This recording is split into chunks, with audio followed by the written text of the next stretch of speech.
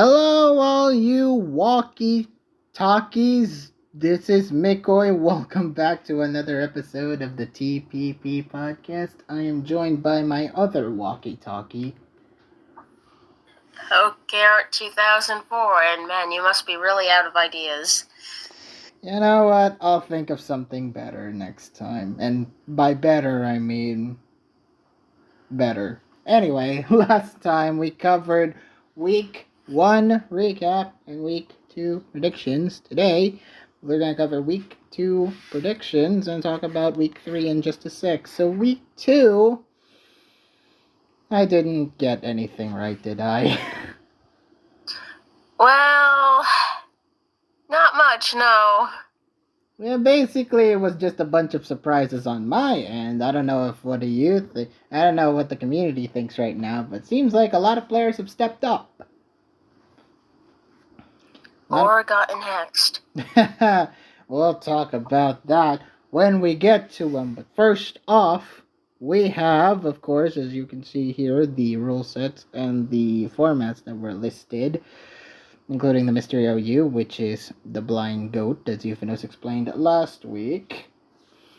So, first off, we have, oh god, why do I gotta talk about my series first? The Restboro...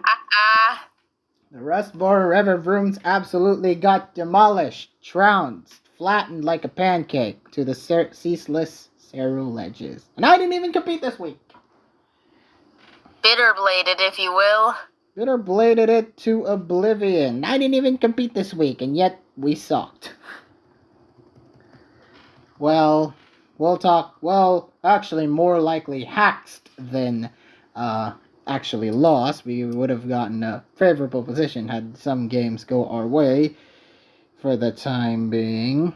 Let's go and start things off with Poke AAA. We have Glalie Goes Bloom beating Velcroc. So this game... Quite dominantly at that. So this game was an embarrassment to watch. Unfortunately, I don't think we kind of played this all too well, but them's the matchup. What's the friggin' point when you've got a matchup such as this? Talonflame. Early problem, immediately.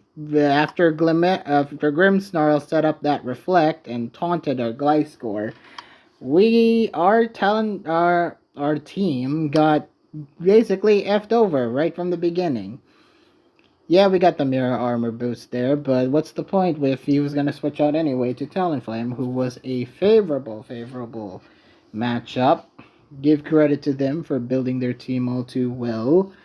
Tanking hits from the Samurot's Aqua Cutter, killing it with Brave Bird soon after, and then setting up Bulk Up while Gliscor protected at one point, at turn 9 specifically.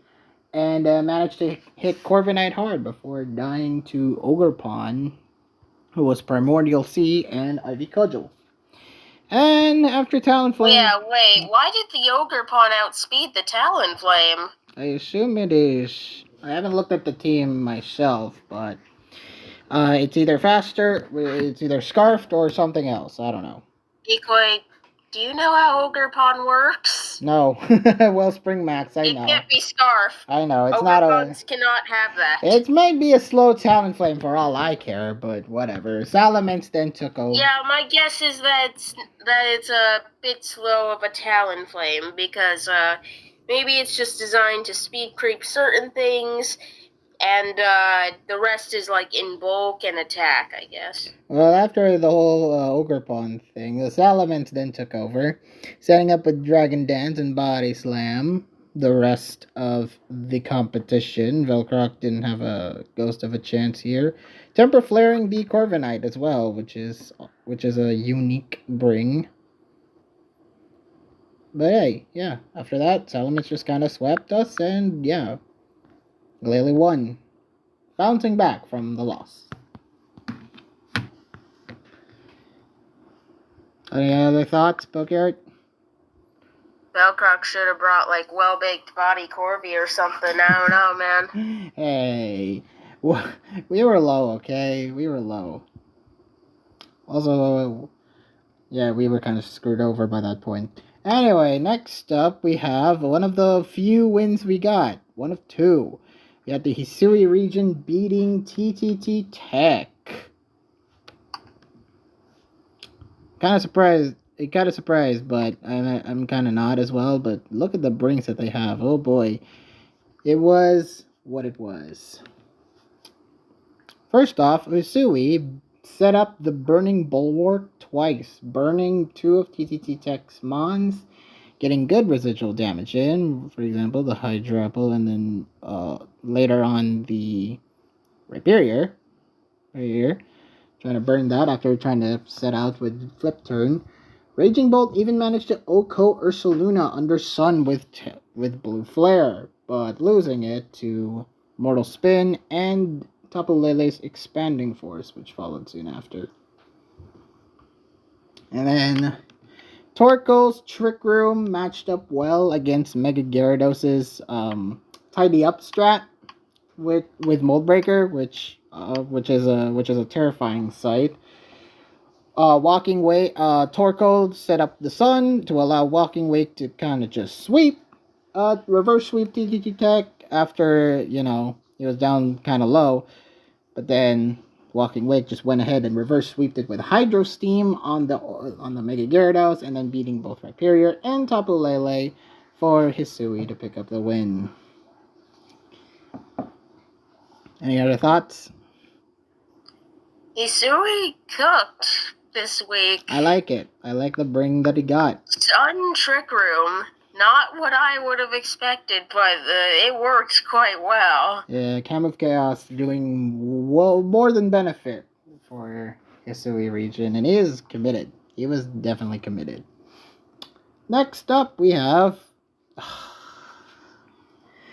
the same 6 national decks, no Terra between Carl Dude Guy and Cyril.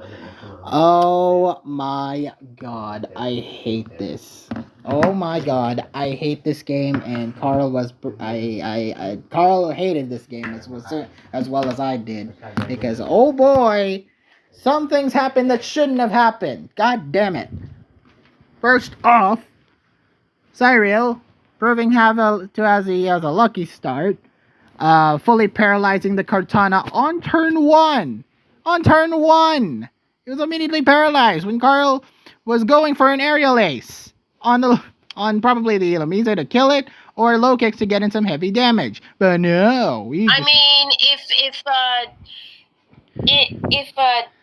Aerial Ace didn't kill the low kicks, it probably wouldn't one-shot the Illumise, but would have done plenty, I imagine.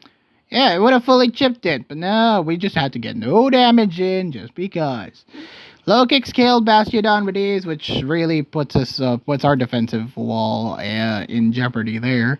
Also, we got tricked by the Illumise's Choice Scarf trick onto the Drampa, which again puts us at major risk. And then another unlucky para happened on turn 11 for another to avoid getting the kill on Bastiodon. But that didn't matter. This mattered though, which is the Kartana getting to be paralyzed by the turn 15, netting himself kind of a crucial paralyzed for Sylveon to knock it out with Hidden Power Fire. What? I think there was a lot of kind of crucial paras, but this one was definitely crucial. Especially bad. This one was definitely crucial as frick, and I hated that happened. Carl was just getting stupid unlucky here. Even with the off chance that maybe Sylveon, Normalium Z, Celebrate really could have done something for Carl by the end, but nope, nothing happened. The Sylveon got a 1 kill, which is against the other Sylveon, but we got the Thunder Wave again, managing to paralyze it to allow Kartana to beat it. Outspeed it, beat it. Low kicks couldn't kill Kartana because despite, a slight hope spot with him getting confused, nothing. We just got fucked over thanks to the corkscrew crash. Yeah, So yeah, I was kind of salty. Carl was too. Because we talked Well, afterwards. of course, Carl was salty. I was really salty. Imagine losing to Cyril, to be honest. everyone knew going in Carl was going to win, but no. Cyril just had to get that fucking hacks in, right? You know, I hate it. I hate it so much, and I want. So, and he subbed out because of that. Thanks, Cyril. Oh, that's why you're playing Team 6 this week. Fuck. Alright, next up, another really Wait, Mikoi, did you see what Cyril put in his win post? Oh, I hate it. I absolutely hate it. Love reacts only. Then you should react to it with something that isn't a love react. What about you have to spite him. Why are you not spiting him? Come on. You hated the game, so spite the win post. Spite the win post. There you go. You get an angry from me. Live too, and I'm not removing that any day. Nor are you apologizing. No. He even pinged you on the Discord saying, "Hey, love reacts only." Off. All right. Bring 12, pick 6, shared power random battle. Another very, very unfortunate game between Iowa or Riceman other numbers versus Irpachusa, which ended in 2 games, and again, I hate it. I hate it for many reasons. Oh, we hate it especially because Iowa was on our team, and we got fucking robbed. First off, game 1. We have the Klowitzer beating the Gudra to a high roll Dragon Pulse, I think, because it did 48 the first turn and then 51 the next. And next... That sort of thing isn't that uncommon. Did range? Sure, but maybe it wasn't range, but if... Whatever. And then, of course, this other turn 9, where we saw the Iron Jugulus beating the Groudon because it missed the fucking Stone Edge. And then Dark Pulsing after. And then turn 11, we didn't fare much better because Volcarona just had to die via Oko Dark Pulse. A crit! Crit Oko. And we were like, okay, that's enough. That's enough game. That's enough gaming for now. I hate this. Yeah, we got a crit kill on the friggin' Rayquaza. Rayquaza got the scale shot critical hit the next turn, but that doesn't matter because Ice Cube is there. And yeah. Clowitzer, then Terra Dark, then beat Bayonet at the end. I was not looking forward to watching game 2, but here we are. And this turned out a little better, but also kind of not. Yeah, this really wasn't much better at all. But also kind of not fact, because... this game was actually very won without hacks. Without hacks, we would have won. So, first off, the water immunizing abilities came into play early on, so there was no water moves to be had here because Storm Drain was on Iowa side and Water Absorb was on Irpa side. So, no use of water moves there. Lugia then activated Rhyperior's weakness policy, did heavy damage with the Stone Edge before it died to Earth Power. And then, after a while, well, actually, Iowa also didn't know that multi-scale was restricted, so that was also kind of a pain. Yeah, that doesn't share, unfortunately. And then, another notable thing that happened was turn 24-ish. Yeah, turn 24. Torterra got to set up Shell Smash against the Terrapoise and Clodsire, and you'd think, okay, he's probably gonna sweep with something very, very cool. He got the Rock Blast, which he killed the Clodsire very, very nicely. And then he Terra Rocked. And you think, okay, he's gonna do probably another Rock Blast again to try and kill Zarina. But then the fucker missed. I hate it. I hate it. I hate it forever. He died to a knockoff from a Protean Dark Zarina. And basically lost all chances for sweeping potential. Maybe Hitmontop, but no. Protean. And then there was a hope spot. There was a hope spot on turn 30 when Quagsire dodged a power whip from the Zarina, froze it with Ice Beam, and you'd think, oh, he has nothing left. Oh no, Politoed's back in. That's right. And also it has Protean, so Ice counted. And then he only got Toxic, and then, yeah, Quagsire basically died at the end to win. If that hadn't missed and Serena died, Quag could have just won. He did. He did. He could have won. There's a lot of moments I would say, oh, we could have won if X thing not happened. And this was definitely one of those instances where it should have been a factor, but whatever. It's fine. Save it for next week, I guess. Ah! Alright. Next up. Another really unfortunate game we have. Floor versus Stariel in Mystery OU. Oh boy. That wasn't unfortunate. What do you mean? Because, well, I didn't say unfortunate due to hacks, because it was just unfortunate how the game played out. I thought it was a good game. It was pretty strong. Until, some things maybe could have done better. Maybe there was a play that could have been better. But if you kept certain ones a bit healthier, or not given the opportunity to a certain one to set up, I don't know.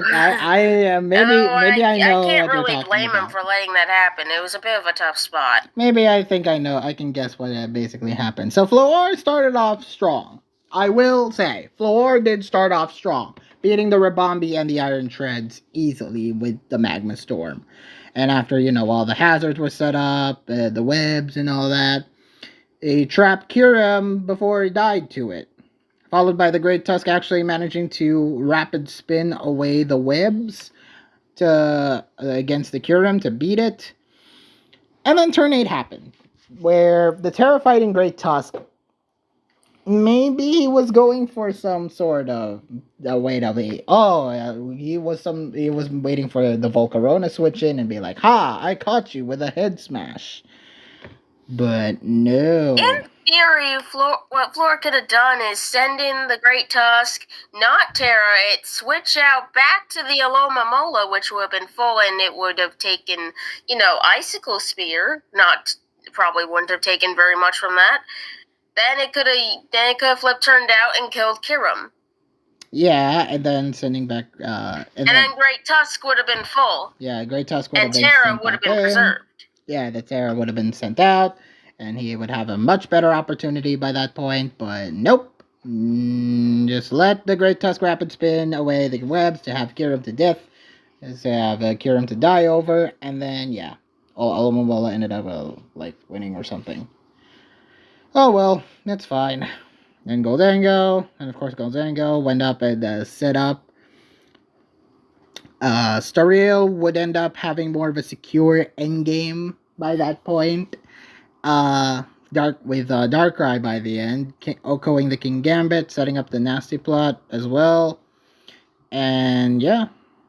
Maybe this was the turn you were referring to. Letting the Darkrai set up with nasty plot or something? Oh no, we didn't. Turn 16, letting the Darkrai set up the nasty plot once Alomomola switched out. I don't know. What do you think? Well, I don't know. I think it was nigh impossible to not let it set up. Yeah, he really didn't have any more opportunities. What Floor was betting on was Stariel just trying to attack the Alomomola, sack the Zapdos, and then go back into it and try to win from there. which I'm not sure if he Try to really would have been win. able to. Try to win. He would have put up a much more of a fight, but in the end, this was. I think it was still lost. It was still But lost yeah, by I that point think because Darkrai is much Floor too needed healthy. to preserve the Terra. Yeah, Darkrai was much too healthy, and Floor didn't basically have the chance. The tools needed. Also, that Alamabola was poisoned, so that was also. Yeah, that was unfortunate. Though basically all things worked against Floor in the end. It was a pretty good game in hindsight, but yay, Stardial won. Who would have expected it? Only everyone. Who would have expected? Everyone.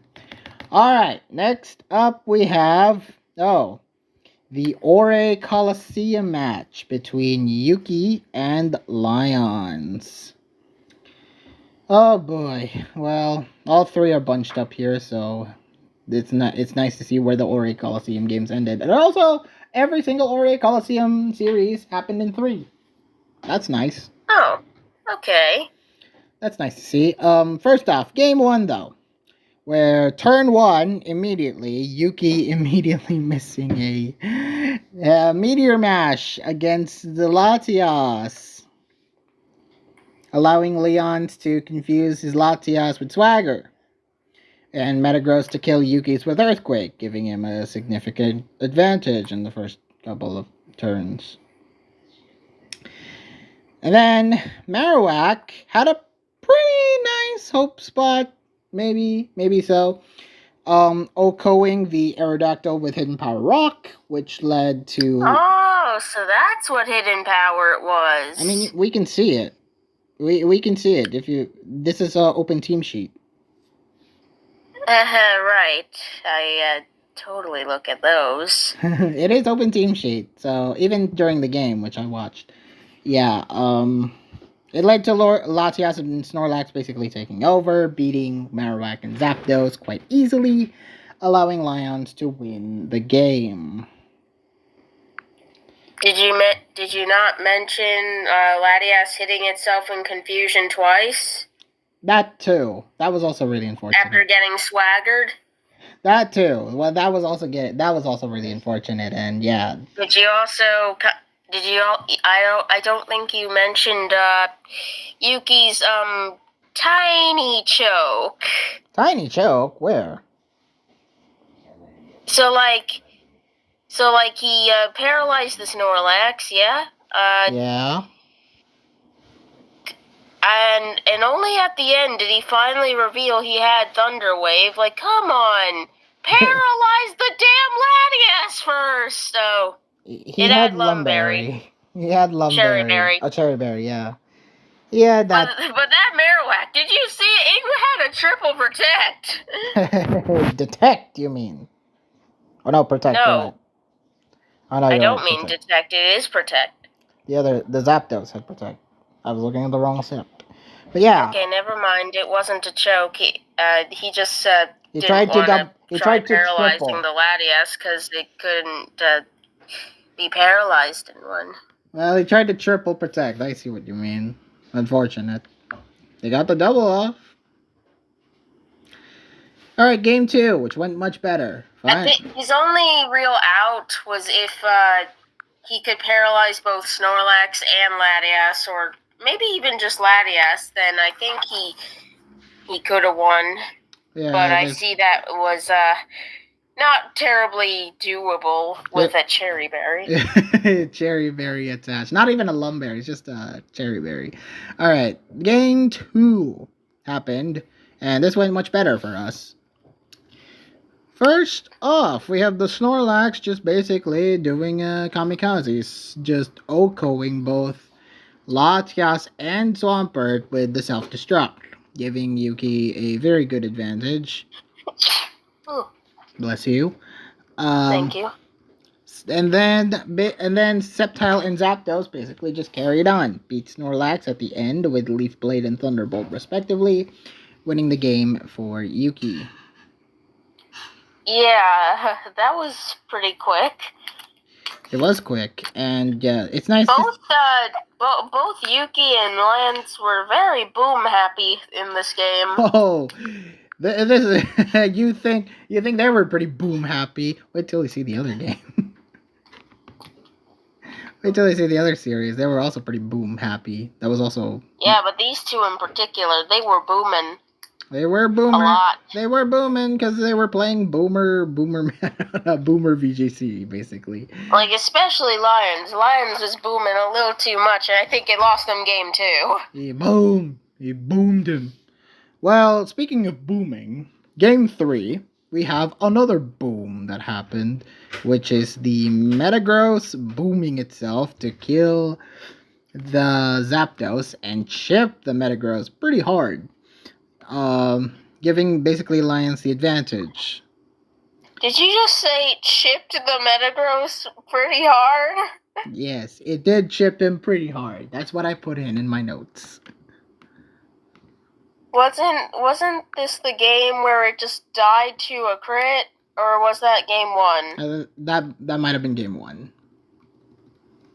Yeah, I know there was one game where the Metagross just straight up died to a crit through Reflect. Yes, I know which game you mean, but maybe we'll get to that.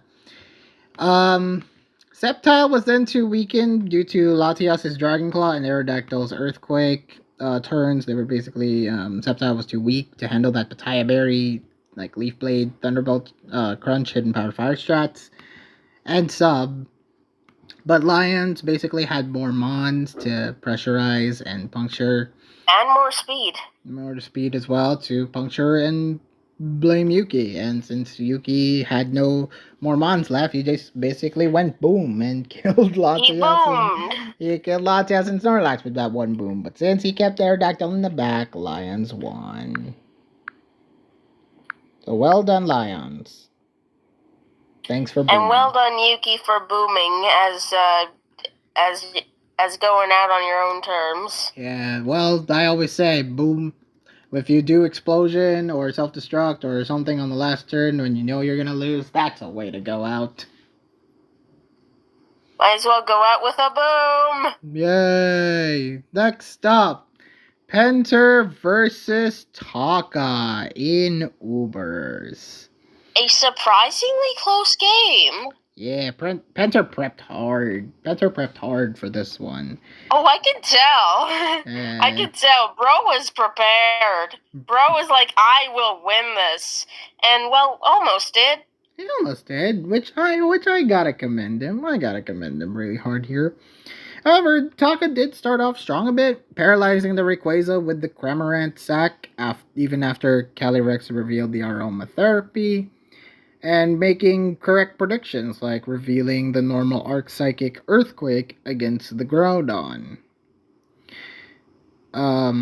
Then crucial stuff started happening on turn 20 when Taka's Zacian crit Behemoth Blades Penter, forcing the KO on the former, however being too low to handle stuff later, and Psyshock Calyrex failing to KO Groudon on turn 25, leading to its KO. And then, of course, you got the unusual Mon brought, which was Mega Blaziken on Taka's team. Kyogre was left crippled thanks to Arceus' extreme speed attempt, weakening that water spout to allow Mega Blaziken to set up the speed boost, allowing Taka to outspeed it, close combat the rest, and win. Also, the Fightinium Z attack on Zacian on the last turn, even though it is literally living on 4 HP. Boom. Any other thoughts? That about sums it up, I think. Alright. And then next, we have the LC Mixed Meg game between Blehay and Scarlet. Can you say unsurprising? Of course I can, because it was. It was unsurprising. Blehay started off strong. Vullaby immediately disposing of the Sandshrew Alola with a Oko Heatwave, using the Metagrossite to safely kill the Gligar with Brave Bird. which I found very interesting. And then Giraffe Rig just became kind of a reliable asset to Blehay, evading the Fungus's spore attempts by resisting that grass move. Beating Vullaby and Okoing Shelter with Psychic was also pretty nice here at turn 13, where he tried to Mega, which Scarlet tried to Mega his Shelter with Altaria Knight, but nope, they died to a one-hit shot from a faster Giraffe Rig. Yep. And Blehay just dominated that endgame. Mischievous burning the Mean Foo with Will-O-Wisp and Hex, pain splitting it up to regain some level of HP, and then Giraffe Rig just kind of solo carried against Fungus at the end. You have any other thoughts? Not really, apart from the fact that Scarlet just could have played this better and didn't. It was up against Blehay, who was a council member, so... No, I think Scarlet's also kind of bad. That has a hand in it. That also is a major factor there. So, yes, at least we left the week with a win, even though the rest of the week kind of sucked. Alright, let's move on to your series now. The Litwicks tying the Snoms. I really thought you had this one, but hey, there are some things I'm sorry, some people got a little unlucky. I know, some people got a little unlucky, but there are some predicts that I was 100% confident in that, ended up being such a laughable result.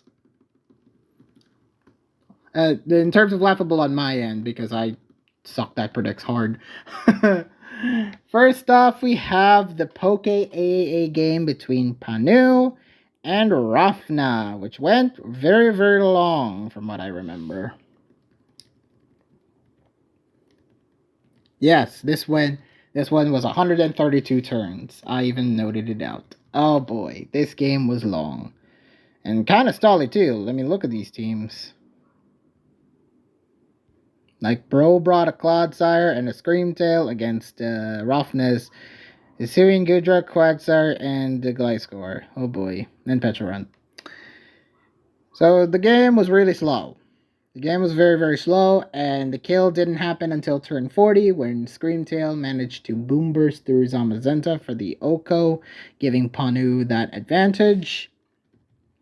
Momentum then continued for Panu for his Gliscor, who after one Swords Dance was able to do heavy damage to Pecharunt and Hisuian Gudra after taking a crit Hex on turn 54.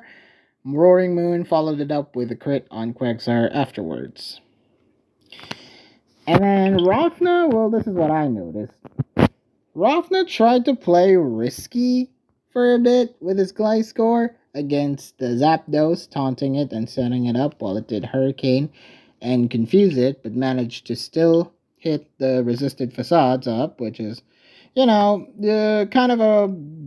I wouldn't necessarily make that play, but hey, things have been worse. What are you referring to? I was referring to Gliscor taunting and setting up against the Zapdos. Huh? What's wrong with that? I don't know, it's just kind of risky business. Going for the resisted facades, I mean. When Zapdos easily could have done Hurricane and confused it.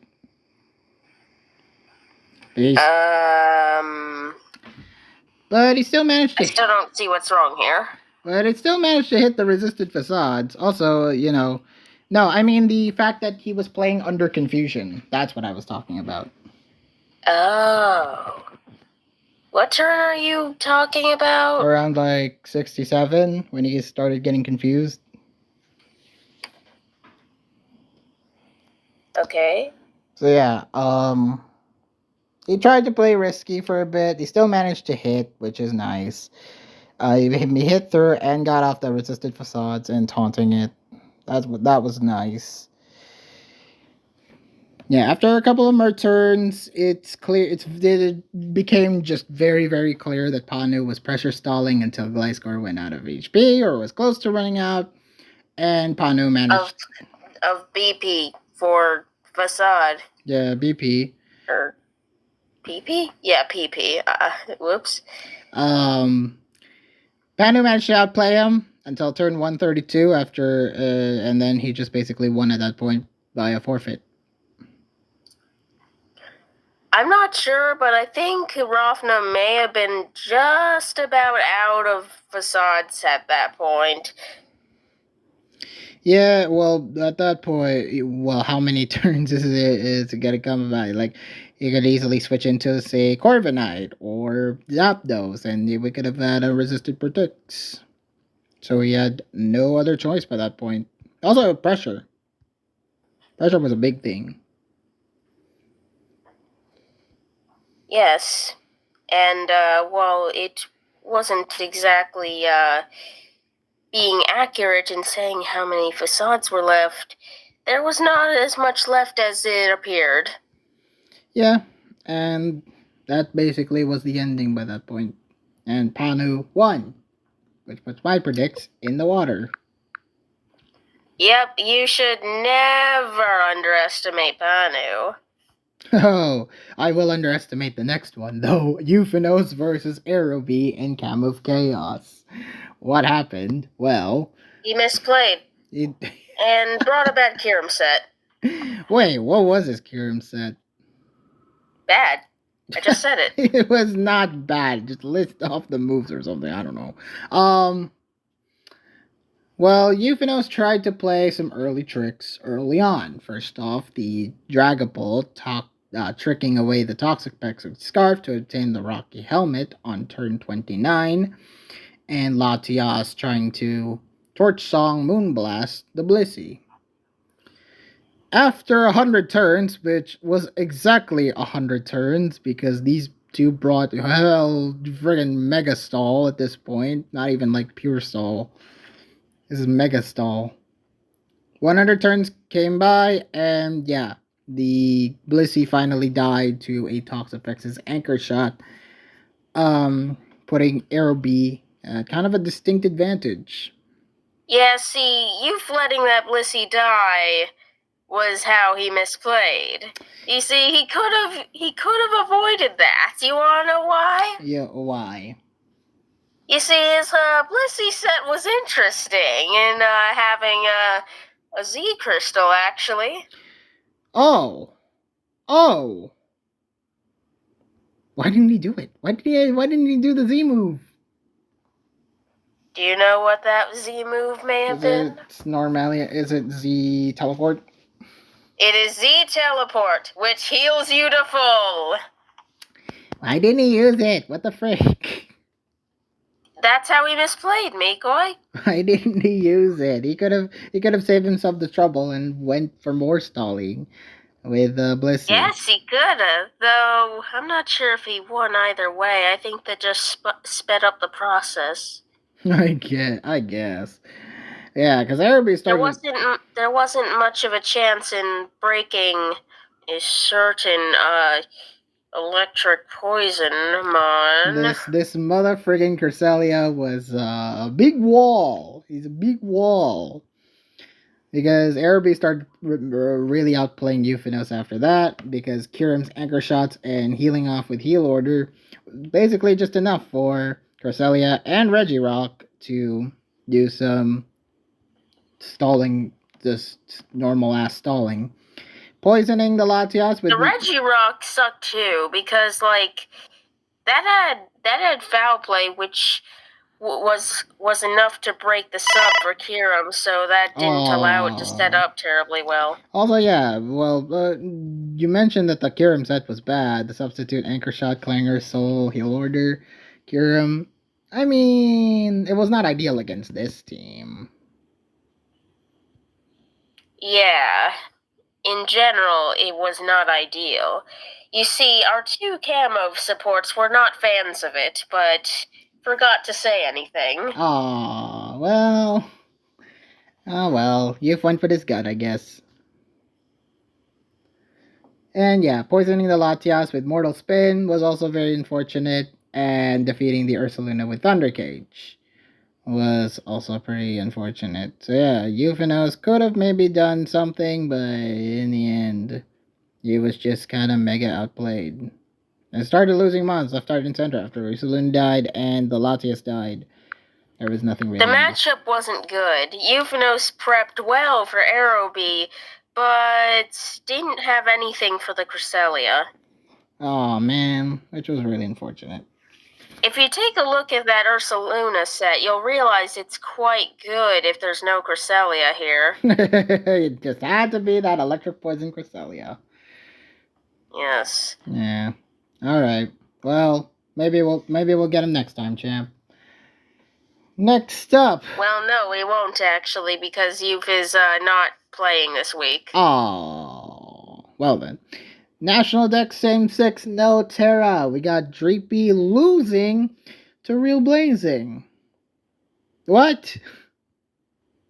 Look, man, he wasn't confident in his sets going in. He wasn't really sure about the Mons this week.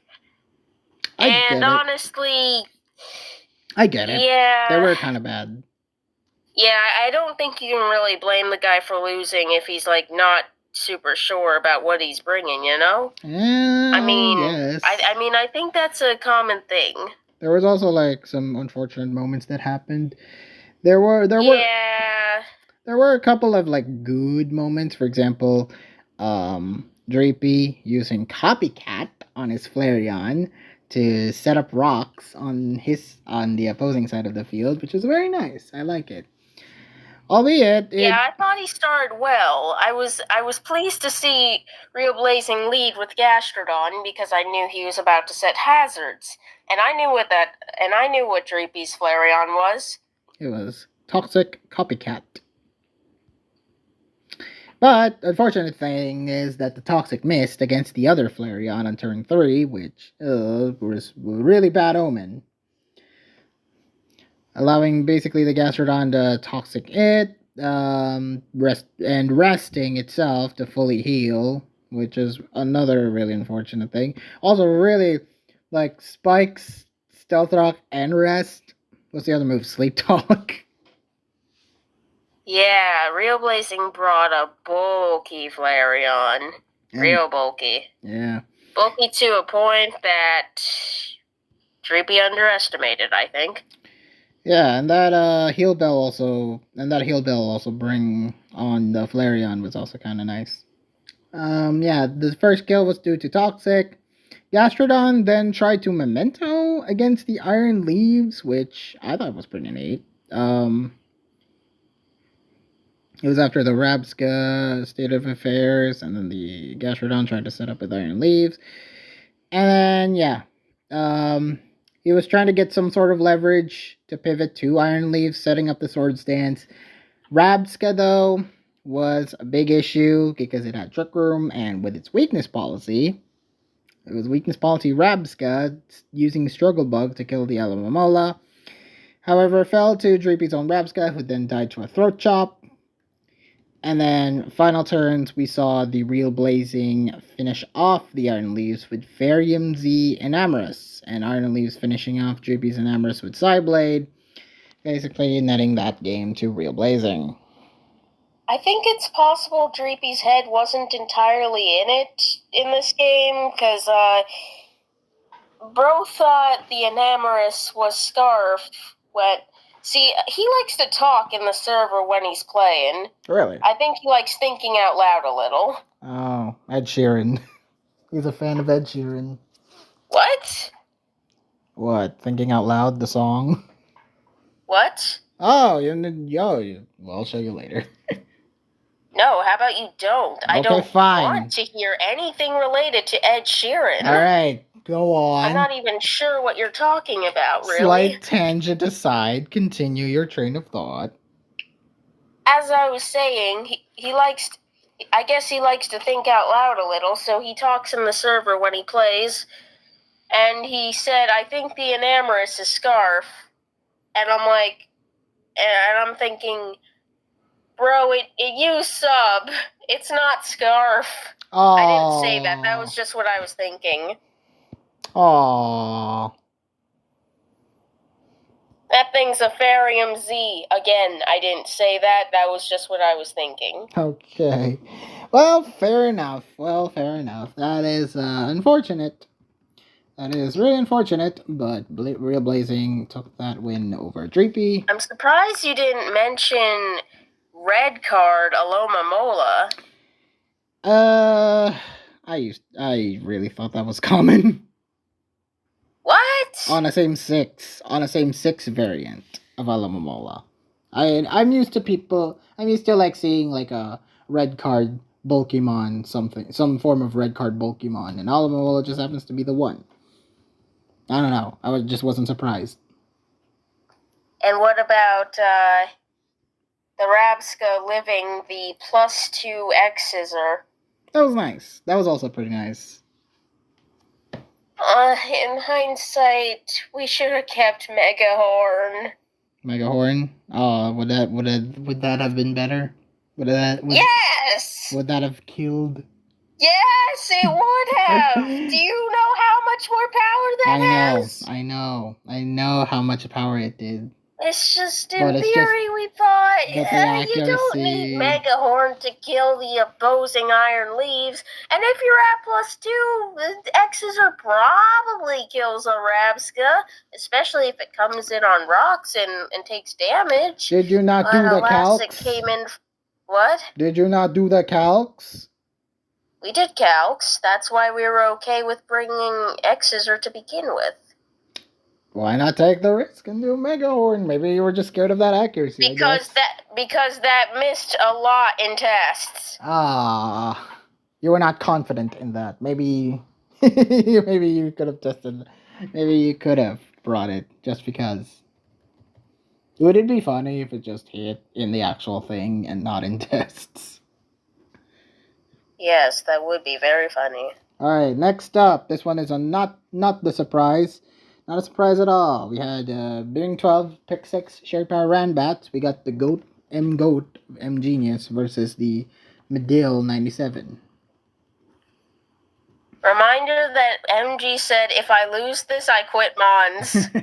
You know what? I kind of wish he'd throw. I wish he kind of threw. So after he won dominantly in 2, I said, hey, MG, you don't have to quit Mons now. And he said, shit. That's why you throw. Alright, game 1. Well, he did win for the Poke Art, so he did shout you out specifically because he's been calling your team that, which is cute. Alright, Nimdale tried to set up with the Electivire via the Motor Drive and the Bulk Up. He did try to, maybe get some sort of leverage against M Genius. However, that Noctowl was a bit of a Chad, honestly. Took hits well against the Ice Punch and dealt a very voracious crit Hyper Voice. Reminder that it was Fluffy Noctowl. Yeah, that's why it's very bulky. It's a very bulky Noctowl. It's a Chad. It's a Chad of birds. And allowing the Electivire to basically die to Life Orb faster, which is nice. Oh yeah, actually it was Fluffy Volt Absorb Noctowl, actually. That's why it was kind of a Chad. Also, it took out another sweeper, the Dreadnought, after the Terra Water Shell Smash setup, Hyper Voicing the next 2 turns to kill it. Never underestimate the power of that bulky bird. However, it did flinch after Cavalion, which is unfortunate. And Cavalion did try to Volt Switch on turn 13, but no, Volt Absorb. Volt Absorb was a thing. Another reminder that Noctowl has Tinted Lens, so that's why it's not very effective attacks were doing as much as they were. Normal ass Noctowl with Tinted Lens, too. Yeah, Noctowl was basically back to fully healing itself, killing the Cavalion in the next 2 turns. In the next few turns, only to get beaten by the Verizon. Then Terra Ground Talonflame took care of the rest, brave birding the Verizon on low health and killing the Malamar for MG to just win. I like how you keep calling it Verizon. I had to shout out my own, okay? What I'm doing on the side, okay? And yes, it is on the side. Game 2, then, oh yeah, basically, MG brought 3 birds and a dog to basically win. Yes. Game 2, we saw the Moongus being sent out, immediately putting Skuntank to sleep with them. Oh! Before you start this recap, I just want to say, look at what Emdil has on his Look at what Madil has on his team there. You see it? You see that little guy? Those 3 little guys? Those 3 little guys. Oh, hey, yeah, the moles. Yeah, those little moles sticking out of the ground. Yeah. Waiting to trap you in the arena. Yeah. Yeah, you would think that's a no-brainer of a bring there, because Arena Trap is OP in this, and you can use it and everything will have it, and that prevents your opponent from switching unless they have pivot moves, which a lot of things do not have pivot moves. Exactly. Arena Trap. I'm even focusing the video on it. Arena Trap. You should have brought it, Matil. You should have brought it. Hey, that's not the... You can't spoil... You just spoiled the surprise. Oh, sorry. You just spoiled the surprise that he didn't bring it. Sorry. Well, okay. Because, you see, this was a fun game for me and my teammates as we watched, because we're like, okay, he sent out the first mon. It's not Doug Trio. I'm like, huh? He sent out the second mon. It's not Doug Trio. He sent out the third mon. It's not Doug Trio. And we're like, did he not bring it? 3 out of 6. He thought Palisand was the better ground type. Okay, he might have thought, hey, maybe Palisand is much bulkier than Doug Trio. But, and we're like just trying to we're just keeping track of everything he sends in. Like 4 out of 6 mons revealed, no Doug Trio. 5 out of 6 mons revealed, no Doug Trio. Oh, that last mon. What if it's not Doug Trio? And then one of their bets was, my bet is that it's Rabska, so he can have double revival blessing. Wow. And no, it was Suicune. Well, Pressure Stall, you know? Maybe Pressure Stall is just better than Arena Trap, mind you. Like, come on. He already has a ground type too. Like this, no. Yeah, he was also thought he was like bringing the better ground type. You know, Palisand is like very bulky, you know? And you know something? MG had a regen mon. But Which you know what what stops regen from working? Because regen relies on switching, and you know what prevents switching? Arena Trap. Yeah. Why did you not bring it? Why not bring it? You could have had it. Anyway, yeah. Because of the fact that he didn't bring Arena Trap, he kind of screwed over himself. Among Us started off putting the Skuntank to sleep, with Vimdil forgetting that Purifying Salt does not share per restriction. Again, another like brain fart moment here. Oh, you better believe MG has the restricteds and bans and legals all memorized. You know, he studied it practically. Yo, has he been studying under the tutelage of Rand's goats? I hope. No, he was just he was just studying them rule sets. He's a goat. He is the GOAT. Alright, Poliwrath did start to set up Terra Watering and bulking up to allow him to kill the Skuntank and the Fluttermane. Oh, there's an earthquake. Dying to the latter's aftermath. MG continued to dominate at the end, using Dialga to Dragon Tail and set up a Suicune and Garganacl, preventing any sweeps from happening. And by that 26th turn, MG had already won the game.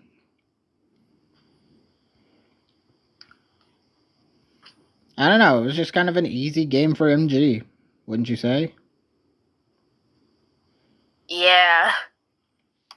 You'll notice some of the things I said because of how baffled I was that Arena Trap was not brought It's here. like, oh, Arena Trap not hit. Also, Purifying Soul was not restricted. I'm like, oh no, bro gave us a free win. All right. He said I needed a redo, and I said, if your last mon isn't what I think it is, then you need to redo the whole match. Wow. All right. Do over again. And then I pointed it out when his 6th mon was revealed. Oh, yeah. Yep, you're doing a redo. You're choosing again. Bro didn't bring Arena Trap. All right. Good job, MG. Proving to be the Rand's goat that never dies. Next up, we have the... Yeah, I agree, but to be fair, I don't think he's faced any actual Rand mains yet. Well, we'll see this week, okay? All right.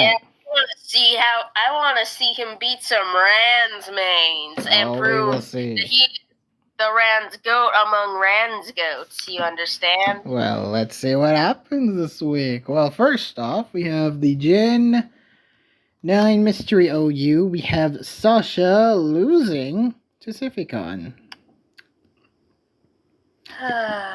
Well, this game could have gone better. Siffy started off well with the Gouging Fire, immediately disposing of the Glamora with Outrage. However, Sasha counteracted by having both Iron Crown beat it and Iron Moth with Psyshock. I think our team was a little, undercooked. Undercooked? What do you mean? Because, see, what I noticed about most of the Mystery OU teams is that they're basically just normal OU teams. They are, yeah. 9 times out of 10, they will likely bring something. With, moves that make sense with their sets. While, Sasha didn't really have that for all their mons. Like, Stone Edge Glamora, for example. Ooh. Screech Rillaboom as another example. Ooh. I feel Sasha didn't really pick mons that, do well with this rule set. Basically, Stone Edge and Focus Blast win. Basically, monsters that can carry Stone Edge and Focus Blast just win. So, Yeah. Or Ogre Pawn with Power Whip, I've noticed. Whip as well, yeah. True. Yeah, Siffy managed to out-predict Iron Crown's Calm Mind attempt by going for the Iron Head and King Gambit and killing it.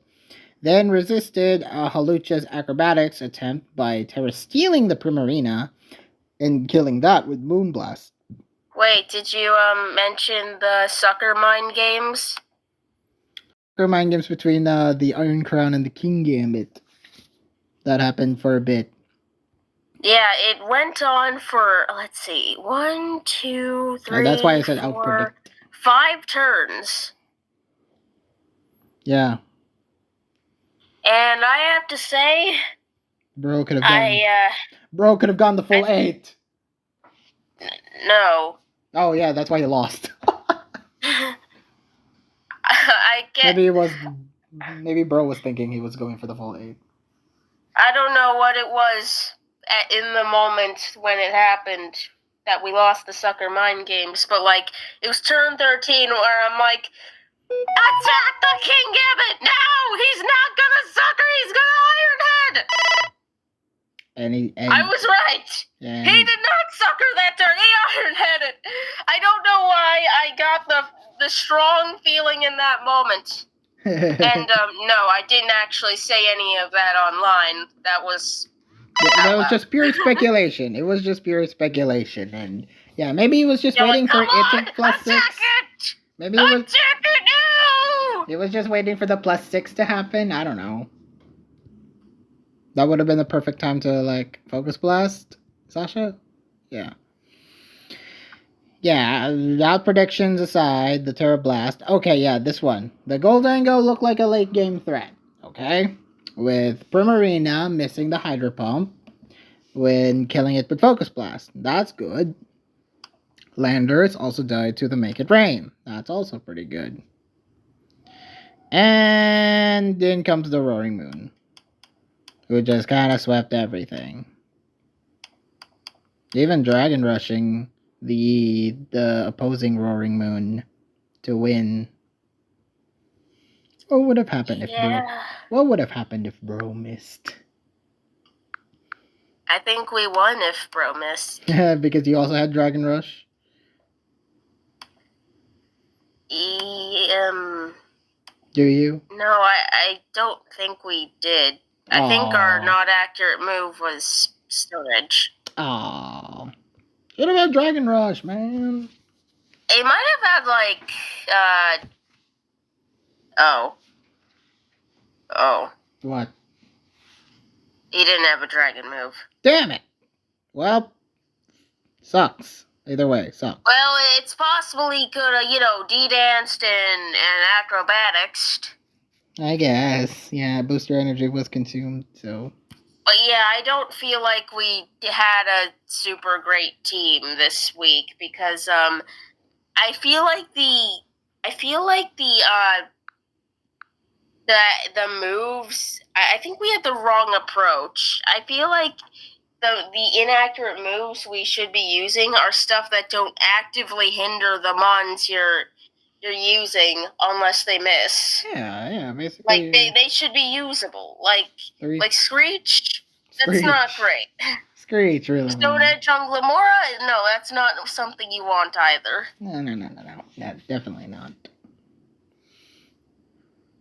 I think we just should have brought a different team that can actually utilize the inaccurate moves if need be. Alright, sounds like the OU support needs to rebuild for next week. Well, it's not the same meta, but still. Alright, next up we have the the Guilt losing to Drip Legend. Pokeheart. You were bashing Drip Legend for BLT and this, and then you lost to him. Like what? It can't help it. It can't be helped if you lose to hacks. We'll talk about it. Game 1. We started off with Drip starting off kind of strong with Starmie OHKOing the Gengar with Psychic and fully paralyzing with Latios' Thunder Wave shortly after. Another full paralysis later with the thing with the Snorlax getting fully paralyzed, and Latios lost. The Guild lost his Latios. The full para, you could count that as some hacks as well. Yeah, the Guild lost the Latios by the Ice Beam. 2 full paras, actually. Oh my god. I don't think I actually saw Game 1. I'm only seeing this for the first time. And it was unfortunate. And Latios died to an Ice Beam. Tyranitar died to a Hydro Pump. And Snorlax just basically didn't do anything. Because it was parried twice. Well, you see, the Guild didn't know how to quite approach the first game, because, let me tell you, the matchup here, it's bad. It's really bad. Yeah. It was very bad. But he did improve by game 2. He did. Yes. But let me state on the record that, the Guild referred to this as an impossible MU. Well, he got off a set off of him. Got at least a game off of him, and game 2 was it. Yeah, that's because he actually outplayed him. He did. First, putting the Smeargle put the Metagross out early to sleep. Then used Follow Me to redirect the Starmie's attacks towards it by letting T-Tar set up the Dragon Dance, getting a lucky flinch on the Starmie after, netting Guilt quite the advantage.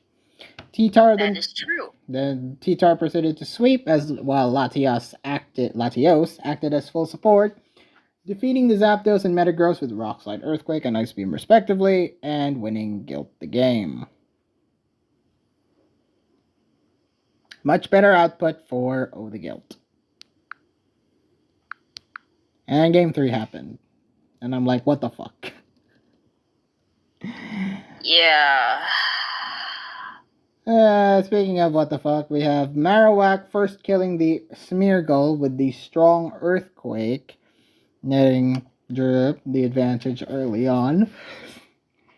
After Metagross then nearly killed both the Tyranitar and the Latios with Let me Meteor Mashes. state that it was only now that Drip Legend finally decided to lead with Marowak, even though that thing was dangerous here from the start. Oh yeah, it was. And the guild pointed out how it was very strange how he wasn't how he wasn't sending Marowak out early before. And that's exactly what he took advantage of in game 2. Oh yeah, definitely. With Smeargle. With the Smeargle. And Smeargle then showed up. Oh yeah. And then of course the other hacksy thing that happened in this game. Starmie double protecting. Allowing Latios to die to Sandstorm along with it. And then Metagross also double protected. Allowing Marowak to kill the Tyranitar with Earthquake. And Snorlax dying to a double Earthquake attempt and Sandstorm, winning Drip the game by that point. Double protect. Yeah. He had an insanely favorable matchup. Not to mention 3 supports in his team arsenal. Mm-hmm. And he needed to win with hacks. He needed hacks to win. Well, I think that's just plenty. Oh, wow. Well, Poker, it's very, very salty to that. Very, very salty to that assessment. Very familiar all too well. I am a little salty that we couldn't win the week when we had the clearly better player, but I'm also just making a point of who's better. Wow. Okay.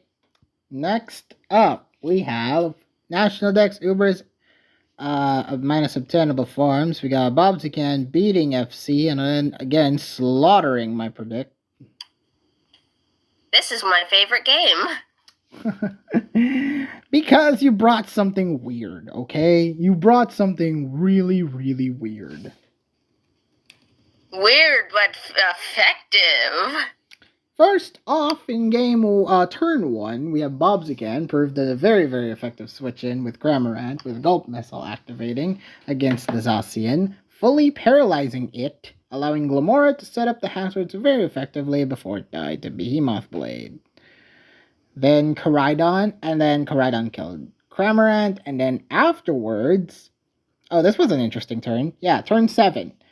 Bobzican let his Koraidon stayed in. And basically... Bro did not fear the opposing Arceus. Yeah, because he unallowed FC's attempt with the Arceus water to catch a Will-O-Wisp. I'm like, what? You're crazy. FC... Like, you're paralyzed, you have already a status, and you decided to stay in, and you trying to not catch something with Will-O-Wisp? You're crazy. Like, what was he trying to burn? Yeah, because Xerneas is special. Oh, wait, no. He was probably trying to burn the Cramorant. Maybe the So he avoids hitting it to still kill it. Oh, wow. Yeah. But yeah, Bobzican felt no need to switch out. Because he knew, you can't kill me right now, and I outspeed, so I can Swords Dance and then you die. But it did die because Koraidon instead got paralyzed itself, fully paralyzed, and died to an Ice Beam from Arceus. How unfortunate, because I'm sure that Arceus water would have just straight up died to a low kick, because, like, this is +2, OHL Compulse. OHL Compulse, and like 120 BP as well. Ain't no way that was living. Ain't no way, indeed. Then, oh boy, if you thought that the shenanigans, then if you thought the shenanigans were over, oh boy, turn 11, Kyogre set up the Calm Mind against the Groudon. You're thinking, oh wait, what? Why is he staying in? Why is Kyogre staying in? Well, Kyogre surrounded itself with its Z-Power. Kyogre used Breakneck Blitz, Normalium Z Kyogre. And guess what the normal move was? Hyper Beam! Hyper freaking Beam, killing the Groudon, catching me by surprise, and apparently a lot a lot of people too. Also, turn 12, burning the Kyogre by the Arceus, but then Thunder Okos the Arceus water. Yeah, as though you probably thought it's probably got water move and ice beam or something. No, it's I think it's a water move and thunder plus calm mind and hyper beam. I don't think there's an ice move in there. Bro really brought this damn strat. He brought the cooking and carried him well. Oh no, you gotta understand, Bobsy can cook. He is a cook. He is a chef. He is when the we bought him, we weren't aware of the cooking that would go on in this channel. He is the Natdex Uber's cheerleader. I would think he would know how to cook this meta. Oh, he cooking. In fact, he's cooking right now. I saw what he's cooking. Oh boy. Good lord. Should I be scared? Oh my god. Should I be scared? Oh, I can show you later. Okay. I should be scared then. He actually plays tomorrow, I think. Oh boy. How exciting. Alright. Yeah, he and Taka scheduled early. Xerneas then carried the endgame fairly well, using the substitute used to stall out the Zacian, getting it to fully paralyze, set up the Geomancy, and moonblasting the rest of his team to win. Yeah. Never underestimate. I guess FC didn't have E-Speed on his Ray. Never underestimate the power of Bobsy sweep. Never underestimate Bobsy. Nope. In period.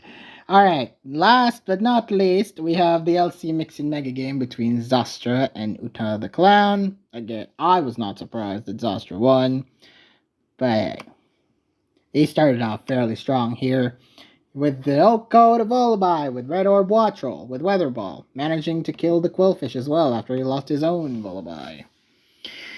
Sandshrew Alola then took over, beating a low health Chinchou with Ice Shard, and outspeeding Uta's own Sandshrew to kill it with Brick Break. Then Zastra just cleaned the endgame with Red Orb Wattrel, defeating Larvesta with Weather Ball, and then after Mankey killed it with Poison Jab, Stunky went ahead and beat it with Temper Flare, just winning Zastra the game. Yeah, Zastra took this easily. It was easy. I was not scared. Zastra commented that his opponent played very badly. I would think he would say that. But yeah, it was not a surprise, and he was just won. Good job, Zastra. Next up, we have the not next up. We have the Schrodinger's Skitties tying the Taboo Typhlosions. So there were two ties. There were two ties. Many of these games did not go how you thought at all. Nope, definitely not. And starting off... In fact, I think, 1, 2, 3, 4, 5, 6... I think 6 out of 8 of these games were upsets according to your predicts. Yeah, well, first off, this one was definitely saddening. Dragon Phoenix... Yes, this one was probably the upset of the week. This was saddening. Dragon Phoenix beating Miss Crisis in Poke AAA. Well, not just beating, 6-0. 6-0 the motherfucker. This was bad. This was a really bad look on Miss Crisis's part. So, first and foremost, the turn 4, we have the Slowking Okoing the Gliscor as it was setting up the spikes, which was very unfortunate. It was very unfortunate he brought that, as it poisoned Skeledirge soon after with the Toxic. Getting him to Encore was nice, but then switched into Heatran as soon as it tried Will-O-Wisp, activating the Flash Fire. Yep.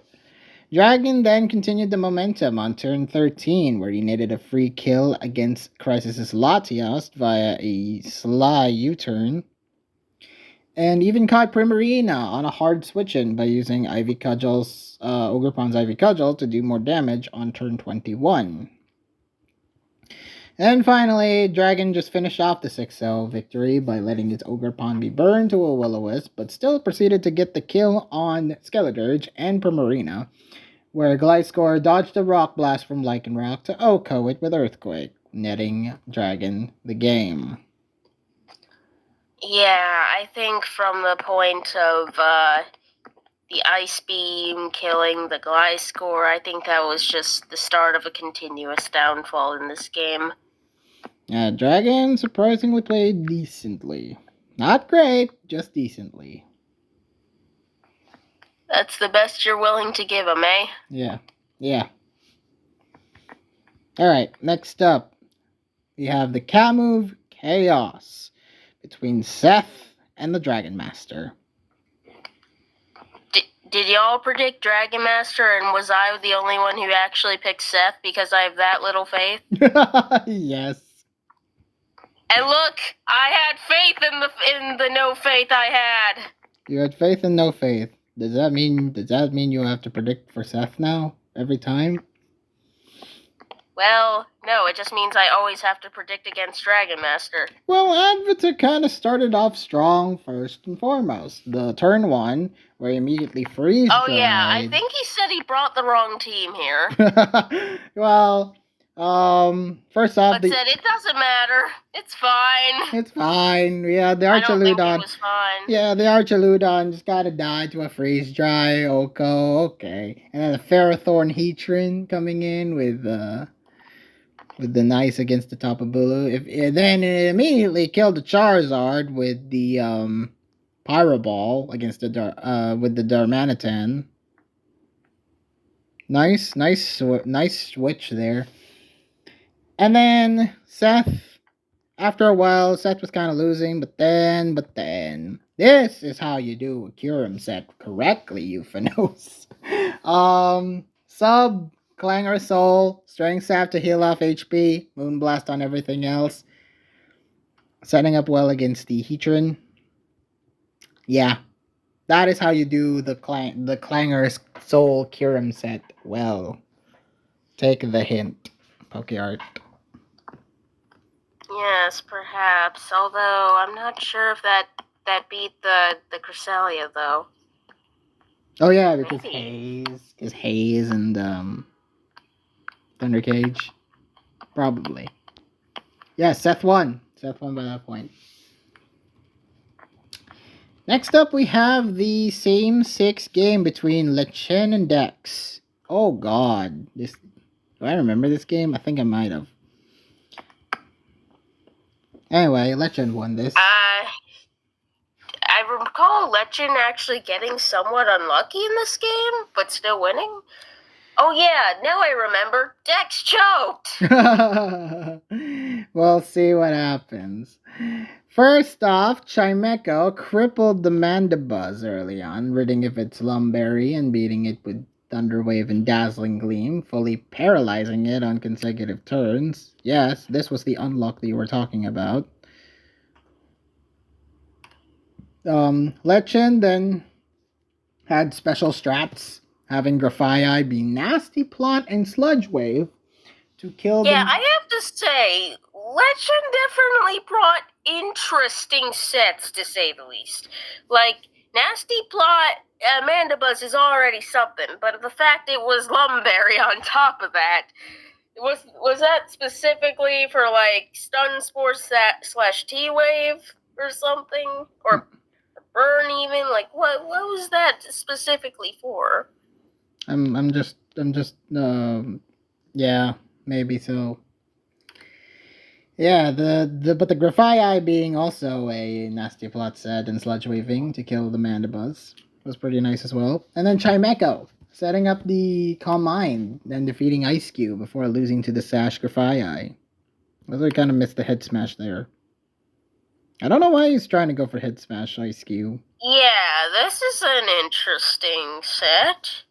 Head smash, and it's doing quite a lot. Is it locked into that? Is this a banded ESQ? Maybe it is a banded Ice Cube. Who knows?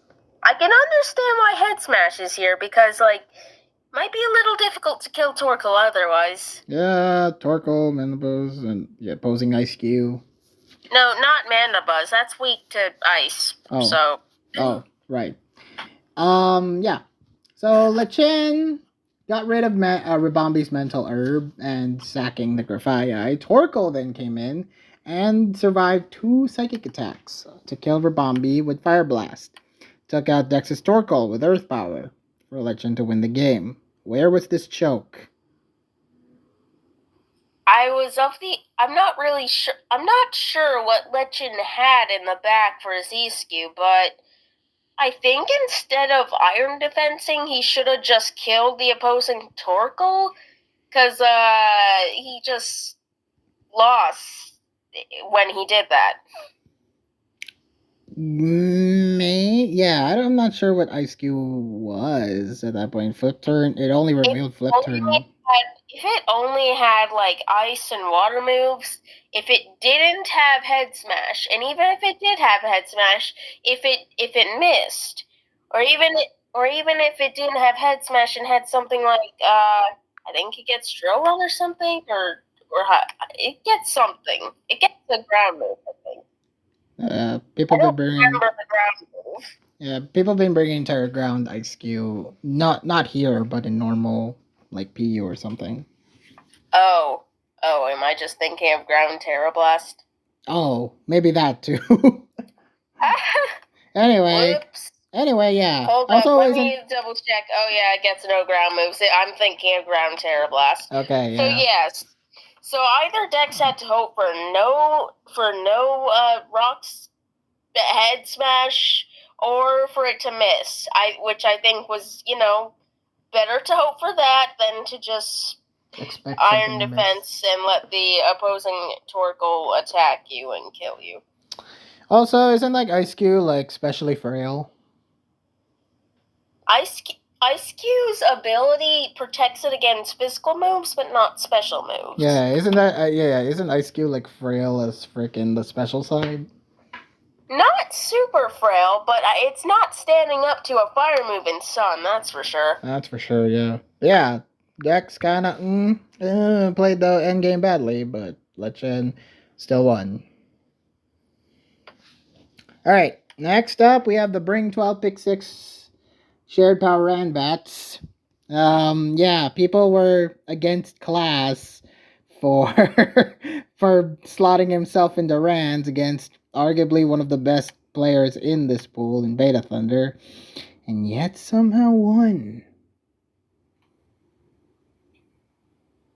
I just still have to wonder, why did Stureel pick in favor of Class, and why was that one of the few he got right? He knows something we don't. He really does know something we don't. He knew Class would hack his way to this or something. I don't know. Okay, maybe not that far. Okay, What is foresight? Power foresight, I guess. Future sight, actually. Future sight. Class's choice of mons worked better in the first game. Diancie getting to kill the Ho-Oh and Hydrapple just being an overall nuisance. Magnezone's Volt Switch doing little damage, and Terra Steel being more effective at walling attacks from, say, Cleavor. The two then traded off kills afterwards. Terra normal for it, killing the Regidrago with Double Edge, also knocking itself out. Chi-Yu taking out Misdreavus and Magnezone before being paralyzed and knocked out by Heracross, who then lost to Walking Wake at the final turn. It was just a basic trade-off by that point. Yep, I mean, that's kind of how... I mean, it was kind of forced into that sort of gameplay because Class had Shadow Tag. Yeah. Unfortunate that he brought Shadow Tag, too. And I think this is the second week in a row Beta Thunder's had to face it as well. Yikes. Beta Thunder's main weakness, Shadow Tag. No. He won in 2 last week, let me remind you. Oh, right. That's right. He won against Raceman. But still is his weakness. Game 2 didn't save. We couldn't view this game. Did you watch it live? I did not. Unfortunate. We'll never know what happened. We'll never know what happened. Maybe class can provide some sort of breakdown in the server after this video gets posted. Alright, next up we have Mystery OU. We got Mate losing to the Tempo de Angoria. Told you. Shit, why wasn't I trusting of Tempo? Because maybe I was you have bad judgment, I don't know. No, maybe because I was salty I lost to him. Yeah, so you want to think he was bad. Well, I didn't expect him to play this well, especially here in game 2. No, in week 2. So Tempo did have some unluck in the beginning. Stun Spore missing against the Enamorous. Well, it's called the Blind Goat for a reason. Yeah, allowing it to beat the Rabambi with the Moonblast. And then, after a while, Tempo did start to come back around turn 8, where he managed to beat Mate's Great Tusk with his own via Ice Spinner and Rapid Spin, even surviving an Enamorous Earth Power to Oko it before it died to its own Head Smash, but heavily chipping Ogerpon in the process as well. Yeah. I have to say, there was a play from Mate that I didn't get. Oh, you could have rhymed it another way. I did. Yeah. What was it? Why did he Earth Power the Great Tusk? I wonder why. I do wonder why. Literally everything in the back is also weak for you. Why didn't you go first? I wonder why he would want to Earth Power. Maybe. Please tell me you expected the Terra there. Because it doesn't make sense otherwise. Maybe, yeah. Maybe he was expecting some sort of Terra, but again, that wouldn't really make any sense. I guess he did calc to see if Earth Power killed, which I guess calc lied to him. Just trust your gut. Just Moonblast. Everything else in the back was weak to Fairy, and Great Tusk was already about the point of death. I suppose it could have been pretty bad if he terrored into something that resisted Fairy. Big balls. He did risk it, calling it a big balls moment. No. That's not what he was saying. Oh, real calc lied. That was just him saying, fuck! Alright, well, he said real calc lied. Alright. But yeah, the endgame was pretty close, I think. Terra Ground Roaring Moon almost killing the Zamazenta with acrobatics, but only for it to counteract and kill it with close combat, winning Tempo. Life Orb Zamazenta at that. Yeah, it could have. It was very close. Tempo time indeed. And it was very funny how this ended. You know, when it close combated. Oh yeah, both died. They both died. 0-0. Redo. If this was another gen, that would have been a redo. But no. If this was another what? If this was an earlier gen, they would have had to redo. Alright. Gen 3 Ore Coliseum. I was expecting some good things to come out from this matchup, and Good things? Good things came out of this matchup, I think. Good things came out of this matchup, I think. Yeah, I'd say this one lived up to the hype. Nico Lossy, or Nico IOC, whatever you want to say it, versus Furlong. Lossy. It is Lossy, okay. Game 1. We started off with Metagross exploding, early crit Okoing the Latias and the Tauros despite Reflect being up, gaining Nico a severe advantage. Maybe this was the game Maybe this was the game you're talking about, the double elite crit under Reflect. Pretty sure what I remember is a Metagross dying, though. Speaking of the Metagross, Nico then set up Heracross nicely with a Swagger and a Lumberry Heracross, allowing it to hit Metagross hard with Earthquake and survive. Now that is interesting tech. and survived the Zapdos' Thunderbolt because Latias put up the light screen. That is some good tech. Good things. Heracross then took out Metagross with Brick Break. Latias finished off the Zapdos with Ice Beam to win. Good job, Nico. I think he got slightly lucky, but it was a good win. It was a good win. And then game 2, where Nico's damage output proved to be quite the strong boy early on. Latias using Swagger and Metagross, having Lumberry to deal more damage to Forlom's Metagross and Latias, giving Nico the advantage there. However, Forlom's Tauros just kind of swept everything with powerful double edges, him targeting the Heracross for the Oko, him knocking out Latias before losing the Zapdos, and Forlom beat Nico's by that point with outspeeding it with Thunderbolt, because it was just Zapdos versus Zapdos by that point. Yeah, this game actually came down to a speed tie that Forlom happened to win. This very easily could have ended in 2. Yeah. It was the speed tie that allowed it to go to a game 3. That speed tie definitely hurt. Or it could have went to no, literally the speed tie was the last thing that happened. Oh, sorry, the speed tie would have. The speed tie was the crucial factor, I meant. And both Mons were, I believe, in range of dying, so... Yes, they were both in yellow health. Alright, game 3. Here's the... oh boy, here's the funny turn. Here's the funny turn that started. I think this is the game that you might be referring to. Nico's Metagross managing to Oko both the Latias and the Metagross under Reflect. Critting it, I mean. The latter died to a crit. See. The latter Metagross dying to a crit. Yes, this is the game! That was really funny. It also gave Nico kind of a similar advantage. Yeah, that was a very unfortunate for Forlom.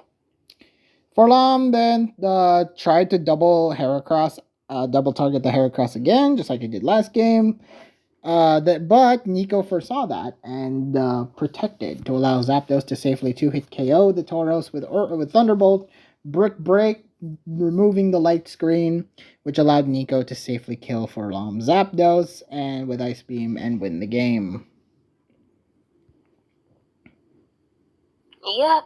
Yeah, Nico even commented, "The crit defo bailed me out there." Yes, it did. I don't know if it would have...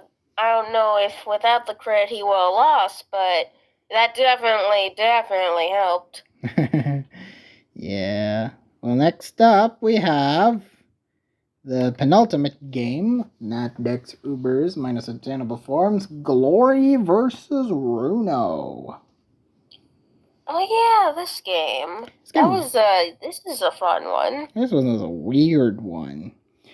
Runo tried to do a strat in the first. I didn't understand the first few turns of this game. Like, what was going on here? Bro tried to do a skill swap. Skill Swapper Bombi brought that. Yeah, I have to wonder, what's that for exactly? Right? I was also questioning, like, what the frick is Sweet Veil? Why are you trying to trick away the Sweet Veil? Is it for, like, Intrepid Sword? Maybe to try to boost away Zacian? Is it to, like, Is it for as one? I don't know. Is it to weaken opposing Xerneas on the turn they set up or something? Maybe. Get rid of their fairy aura? I don't know. It was very, very weird. It was a weird start. Then Runo's Rayquaza then managed to hit all the scale shots to beat Arceus Water, gaining speed before Zacian outsped it the very next turn to kill it. And then Glory just kind of outplayed, beating the Xerneas when Okoing the Zacian with Ghost EMZ, setting up his own Xerneas for the win via forfeit. Oh yeah, did you notice Glory brought a Scarf Zacian? Really? Yes, it outsped a +1 Rayquaza. Mikoi, did you not notice? Oh, yeah, that was kind of interesting. You know, no one really expected Zacian to outspeed Rayquaza, but okay. Okay. Because it's Scarf. It is Scarf. And finally, we have the final game of the week. We had Nashrock beating Vampire quite convincingly, might I add. With Bleehe's advice, apparently. Bleehy definitely took the advice. Take the hit. No. Oh, no, Nashrock did. Nashrock took the advice. He took the hit. EQ spam in the very first turns from both sides. Nashrock's Diglett, OHKOing the Chinchou, Vampire's Gligar, OHKOing the Sandshrew-Alola. Oh yeah, very good first 2 turns. Like, Vampire sent out Gligar, saw the opposing Voltorb, figured it's Glalie-type with Terra Blast, so he switches it out, sends in the Chinchou to wall it, but Nashrock called that, sent in Diglett the same turn, traps Chinchou, kills it. Very good. Very this guy's good. Yeah, very good outplaying there. You would think that. Yeah, Vampire's Gligar OHKOing the Sandshrew-Alola. Nashrock's Diglett also counteracting by OHKOing the Glammet with the Earthquake. Then Nashrock just kind of dominated the last few turns, eh? Red Orb Wattrel OHKOing the Zorua, and Glalie-like Voltorb OHKOing the Gligar, thunderbolting the Timber for the win. Oh yeah, I just realized both of these guys brought Glimmets, which I feel is less seen. It's a very good hazard mon. It's proven there. Alright, so that is the end of the week. It's kind of nice reviewing a low amount of games. Then again, I have to spit my mouth at 3 or a Coliseum sets in a row that went to 3 games. Hilarious. So, PokeArt, who won predictions? It would appear that our special guest actually won. Oh, we suck. Yep. The winner predicts was Euphanos with 11 out of 16. 11 out of 16 predicts one. Very, very nice. Who came second? Hold up. Yeah, he got 68.75%. Almost close to 69. Okay, close enough for 69. That was the score you got last week, I believe, Mikoi. That's funny. Okay, in second place was me. I got 9 out of 16. So that's over half. I'm cool with that. In third place was the pick with 12 out of 24, so that's exactly 50%. And how many freaking predicts I got right? Oh, you don't want to know, except you already know. Do you want to say it? 4 out of 16. 25 goddamn percent. That's almost as bad as the one time I saw someone get 0 right, but that was out of 3, so that's a little more understandable. I did abysmally this week. Maybe I can redeem one better? Hey, I apologize for having so many upsets in my series. Yeah, I blame yours. I blame your set and the freaking Typhlosions and the other guys. Oh yeah, I have a bone to pick with all of them. Yeah, I have a bone to pick with all of them then. Anyway, let's move on to week 3. Yeah, blame Drip Legend. Blame for Drip messing Legend. up your predicts there.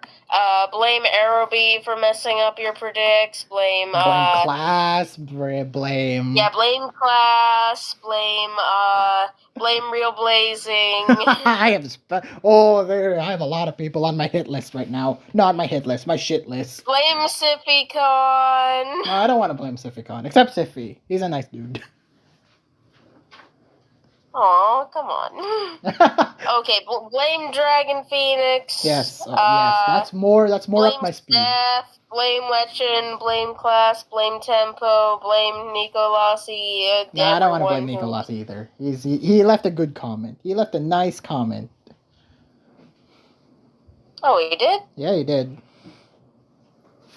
Where? I'll show you. Oh, okay. Okay, so don't blame Nico Lassi, but blame like almost everyone else on the team. Yes, even the managers. Well, I mean, both of them were playing, so I know. Anyway, let's move on to the week 3 predicts before I have my shit list ready. All right. You on the thread? Let's predict. yeah, I on the thread. So week 3, the OU rule set for this week is Cells at Work. 1, a good anime, very underrated, people should watch it. And B, your team must cover 4 unique immunities by virtue of types and or abilities. Abilities such as Good as Gold and Magic Guard do not count. When I first looked at it, I went, what? But Euphanos kind It's pretty easy to understand if you yeah, it's pretty easy to understand once it's explained. Basically, cover type immunities. Cover type immunities. That is correct. And yeah, Euphanos even did a fact check. By yes, you can only cover 1 type with such stackings. You must cover 4 of the 11 types. And immunity coverage happens before terrestrialization. That counts. Wait, what do you mean you can only cover 1 type? What? No, I was paraphrasing Euphanos's fact. No, but what do you mean by that? You only cover 1 type with such stacking. You must cover at least 4 of the 11 types that can be gained through immunities to type and abilities. That's what it says. I'm confused. Youth says that you can cover more than 1 per mon if you can. No, I mean the question was if he had a flying type, an earth eater, and one having levitate, which are all 3 ground immunities. Oh. Should have probably led with that first. Anyway, yeah. Also, update for those playing Cam of Chaos: Clanger's Soul is banned. Update for those playing Mix and Mega LC: Sticky Webs is banned, and Cutie Fly is free. Cutie Fly has restricted but free. Yeah, Cutie Fly is now free. So congratulations to those playing LC Mix and Mega. There's your daily update, and so is Cam of Chaos. So better no prep from Kyurem this time. No more prepping from Kyurem, I guess. Alright, let's predict. First off, we have the Ceaseless Cerulege versus the Limasawa Litwicks. Oh boy, oh boy, oh boy. What are these things? Let's go through them one by one. First off, Okay. Gen 9 Poke AA. We have Glalie Goes Boom versus Panu. Both won last week. Very, very nicely, might I add. And both have shown that, yes, they might have gotten the Poke AA touch. Nobody seems to bet against both of them when they played their weeks last week. And, I should have had more faith in Panu. So, you know what? We're going with Panu. I predict Panu to win this week. Hell yeah. However, Pick disagrees, and they think Glalie will go boom. Glalie will go boom in losing. Next up, Camove Chaos, TTT Tech versus Haha Gamered. Who the frick did you slot in this week? You don't know who that is? I really don't know. I'm 100% serious, Pokeyard. I do not know. I do not know who that is. Please elaborate on who Gamer is. Well, you see, Mr. Haha Gamer himself was under the impression that the opposing team doesn't know who he is either, so I'm afraid I can't disclose that vocally. Aw, dang, okay. But I will DM it to you. Oh no. Does he have records? Does he have receipts?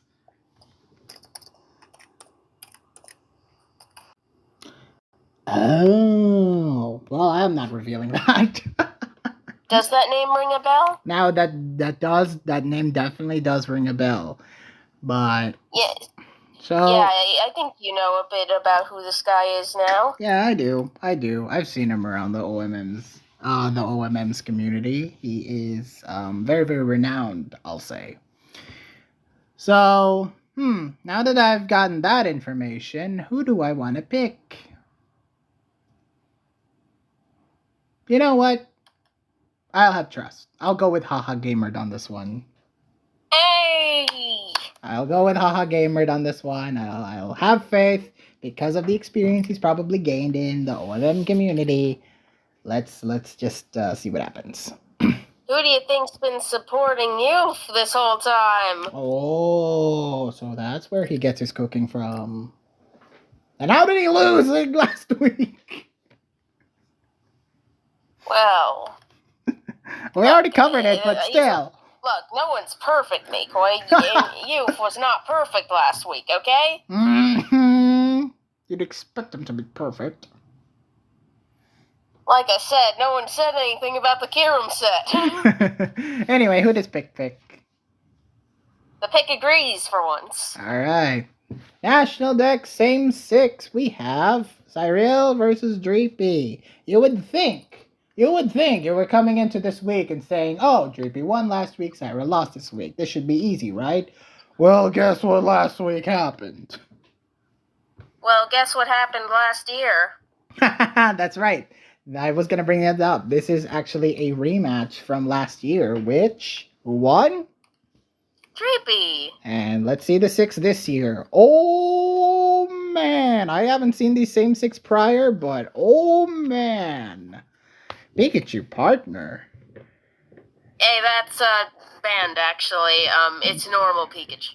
So, Bellossom, Cyclizar, Passimian, Pikachu, Rapidash, Stakataka. I'd say you could build like some sort of weird shit coming from a particular mon that I'm seeing right now. Oh, do tell in DMs. I'll tell you later. But in DMs. You know, I'm gonna type it out very, very broadly. It's a broad term. Well, you can just Oh my. Yeah. I mean, I consider that too, though. I know you want to consider that, but that's been the immediate beginnings. Anyway, I will predict Drippy. Like, there's no question. Like, lightning will strike twice for this one. I think Drippy will have to win here. If he doesn't, I am predicting Cyril every week. Oh God. And I don't feel good about it. What does Pick say? The pick disagrees now. Well, now that I've said it, will Pick win? I hope not. I hope not either. Alright, this one. Pokeart, you were saying earlier that MG needs to battle a true Ransman, you said? Hey, I never said he ain't the GOAT. I never said he needed to do that to be the GOAT. I just want him to show that he's the GOAT among GOATs, you know? Well, he's gonna have to prove it here this week with best of 12 versus Bring 12. Best Bring Okay. best of 12. Actually, do a best of 12. Why not? Alright, it's game 10. The score is 5-5. Ah, yes. Best of 12, player 6 random battle. Oh, we'd be there for hours. Air Pachusa versus MG. This is actually a multi-rand battle. Alright, so these mofos. Now it's actually gotta be a best of 12. Sorry, Shut MG, up. you heard the man. Well, I just screwed myself. Thank you. MG versus Airpa. This one should be good. This one should be a good match. This should be the best match yet. In terms of rands, yeah, maybe. You know what? Like for us. Well, you know what? Will MG go 3-0? I'd say he has a good chance. But you know what? I think the streak is over by this point, and I might go with Irpa. What, you think MG can't Michael their best his way to a 7-0? Well, he's not gonna go that crazy. It's impossible. There's only like 5 weeks here. Hey, not if you get to playoffs, and like win. You're confident that you're making playoffs, huh? He could go 9-0 if we tie both of those weeks too. God damn it! This is the TPP that never ends in 9. All right, I'm going Irpa. I will not be surprised if MG. Dare. I will not be surprised if MG wins, but I'm going with Irpa. I'm going with my trusty I gut. just know MG's gonna be very saddened to hear this, Mikoi. I'm pretty sure he watches the videos. Oh God, what does Pick say? The pick is a bit smarter than you right now. It says MG. At least you got the Pick support, MG. I don't like that support. Well, Pick doesn't know shit. Alright. Well, you're gonna be very, very unhappy when you learn about the next matchup. Gen 9 Mystery OU. Oh, I'm already unhappy about it. I already know about it. Stariel. I think we're all unhappy about it. Stariel versus Sasha in Cells at Work OU. Alright. Well, Stariel to win. I mean, there's no 2 ways about it. I think Stariel is the best OU player we have. Except for maybe our OU guy, but who knows? Maybe we'll see. I really wish Sasha wasn't 0-2. And what does Pick say? Does he have the moral support of the Pick? No. Even the Pick disagrees. This one should be fun, though. Gen 3 Ore Coliseum. We got Lions versus Hugo. Hugo's first foray into TPP, and he's facing off against the GOAT in Lions. Probably wondering why, the Guilt has been subbed out. I wonder why. Well, what if I told you Lions and the Guilt have quite a bit of history? Oh, you don't want to have another one in their rivalry? Another match? See, we both thought it would be better to throw Lions off guard. Alright. And you say Hugo. You say you go with Hugo. Let him face someone he isn't familiar with. But you know what? I think I'm confident in putting my bets, my betting man instincts, and saying the Lions will win. You know, part of this was part of this was also approved by the Guild themselves. They're like, let Hugo do this. Well, we'll see if he can, but I'm picking Lions because Lions impressed me last week. You've yet to even see what Hugo can do. Oh, I can't wait. I cannot wait. What does Pick say? Even I don't quite know what Hugo can do. What does Pick say? The pick says... Oh, I don't have that decided yet, actually. Hold on. The pick disagrees with you. Oh, he's going for Hugo. He's going all his bet is on Hugo. Huh. The pick knows something you don't, I think. Ah, shit. Alright, next up we have the National Dex Ubers minus obtainable forms. We have Taka versus Bobsy Can. Quite the hype matchup. Yeah, first FC, now Taka. Yeah, the Uber's Bro full of is not stat. getting a break, but he doesn't care. Yeah, bro is cooking, you said. Bro is cooking, you Bro is said? a gourmet chef. Oh boy, bro may be cooking in week 3. I've yet to see it, but hey, that last week and the week before, I think it sold me on Bobsy-Can. I'm gonna pick Bobsy-Can to win. Hey! Yeah. I think Bobsy-Can can do it. I think Bobsy-Can can absolutely beat Taka. I think Bobsy-Can is gonna be your prized Ubers player. Let's see. Let's see what he might bring this week. Oh. You said he was cooking. You said he was cooking. I've seen a few options of what he might bring. He says this might be what he brings, so I'll show you it later. Yeah. Or maybe I'll DM it to you now. Oh no, I'm scared. I'm scared if you DM it to me now. Oh god, you sent it in a pokey paste? Let's see it. Oh god, I already saw the first one. Oh god, really? Okay. Okay. I see it now. Okay. I see it now. Bro's going this particular style, I guess. Bro's hell bent. I'm picking Bob to win. What does Pick say? The pick agrees! Everyone is going for Bob. Bob to win. Bob the minion. Alright. They underestimated him. They said he doesn't play his own tier. No, he does. He is the tier leader for a reason. Next up. He cooks. He's a chef. He's a gourmet chef. Next up, we have LC Mix and Megas Scarlet versus Geo of 97. Finally, you've slotted her in, woman. Yes, we were planning on slotting her in for week 3 from the start.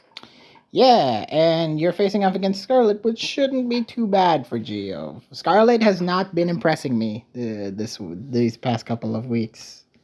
So, I think it's a good say that I will go Geo.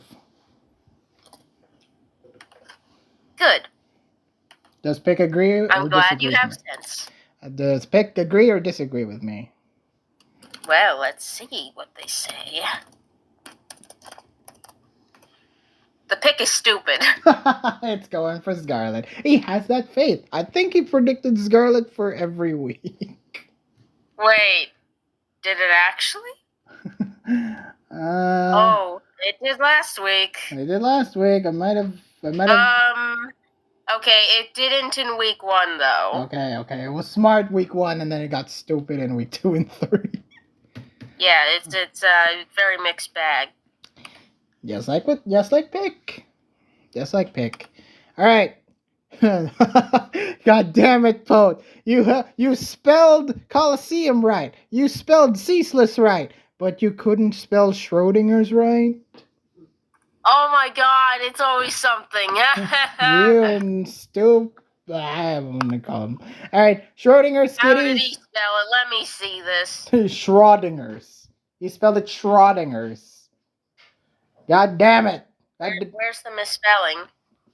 He spelled it. Oh, did you not see it? Did he update it? Oh no, I don't think so, but Oh, it's Iron Pikachu who. Oh, it's the Iron Pikachu who posted the thread, not Pote. That's always something with this. I don't think it's misspelled. Whoa. Schrodinger? What are you? It has a C. Oh yeah, it's missing the C. You're It's right. missing It is the C. misspelled. Iron Pikachu. You can't blame Pote now. You friggin' Iron Pikachu now. I blame Iron God damn it! It's always something. It's always something. They're against the Rustboro River Broom. So hopefully this misspell would actually prove us to our advantage.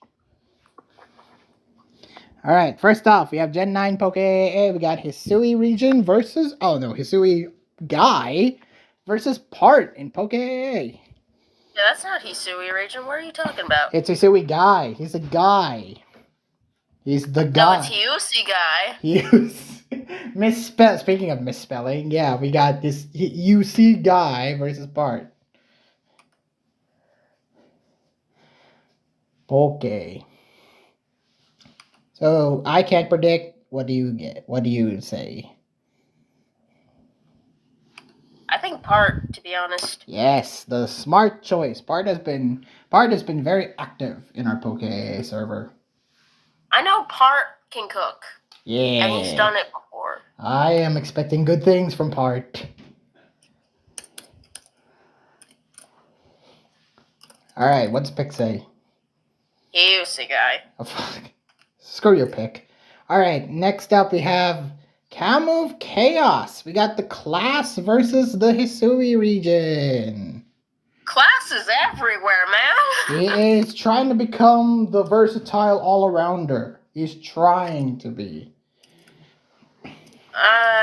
I don't. Is he? I mean, he's 2-0 so far, so I can't really say if he's succeeding or not. I mean, the last week, though. Last week he won against Beta Thunder in kind of a crap way, so.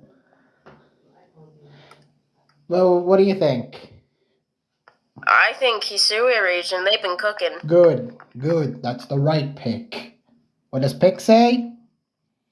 Let's see what Pick says. I think Pick's stupid, so it probably picks class. Oh, Hisui region's been cooking. Yeah, how did I call it? I called it. I kind of expected Hisui to predict class as well, but because of the merit of being stupid. Yeah, Hisui region. He's been active as well. All right, next up we have the same 6-tier Dex versus myself. Look at the 6. Isn't that awful?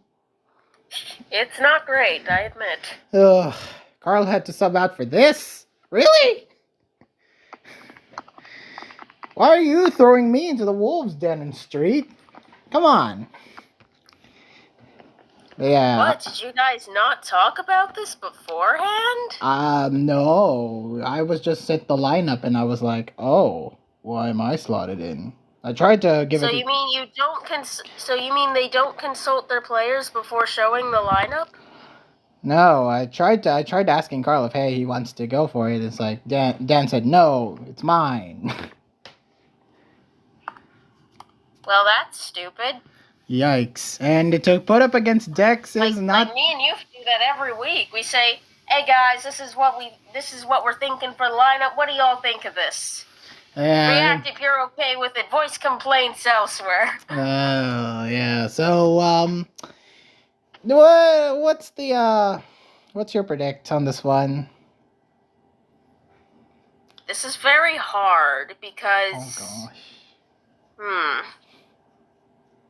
I know Dex is a decently good player. However, he's kind of not been good. I hope that's a boost up of my confidence because I am really not confident in this one. I think looking at the Mons, I feel like you're gonna be able to cook a bit more than Dex will. I have ideas. I will say I do have ideas. Okay, please don't make me regret this. I'm going with you, Mikoi. For the first time in forever, I finally get PokeHeart support. But you don't get the fixed support. Oh, did I not get the pick support? Shit. Well, pick doesn't matter. No pick support. Oh, well, all that matters is your support, and hopefully that will give me the confidence boost I need, so sure. Also, we'll be playing Sunday, 7 a.m. my time, because I live in a U.S. time zone now, so yeah. I see. Be prepared for that. Next up, we have Gen 9 Best of 12. Why do I keep saying Best of 12? Bring 12, pick 6, random battle. We got Floor facing off against the big boy Tony. Floor. You're not confident in the big boy Tony? No, because I know I've seen him play. I think Floor has played more of these these Ranbat mashups. He is experienced. I will say. I don't think this will be hard for Floor. I just hope he plays to his absolute best. Yeah, I think 4 should have this. What do this pick say? Let's see what pick says.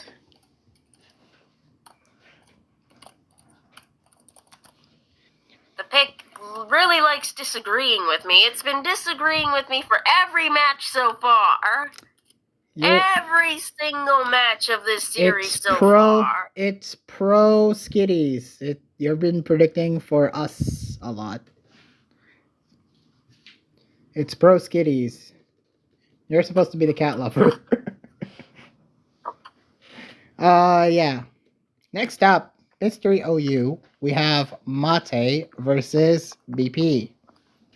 Who's BP? I will say BP can do OU very well. Very well? I'd say very well. Mm-hmm. So, what do you think? I'm confident. Well, I'm confident in BP. All I know is that Mate has shown that they're not great. Yeah, I don't think Mate's been that impressive as well. I'll go with BP. Yeah, that's the smart pick. What does pick say? Well, the pick isn't the smart pick, so let's see. Oh, they said BP this time, actually. Yeah, okay, that's good. That's good. That's good. I don't know. Pick's been disagreeing every time so far. I think pick likes jinxing. Oh no! Don't you? Okay, maybe he is predicting for Dex, so that I will win. Maybe that's the big brain play. You know? All right. Yeah. I gotta think positive. Gen 3 Ore Coliseum. We got Ninja Snapple versus Yuki. That one's interesting. Oh. Yuki is winless right now, but wait. Ninja Snapple? Yeah, Ninja Snapple. And not Nico Lassi.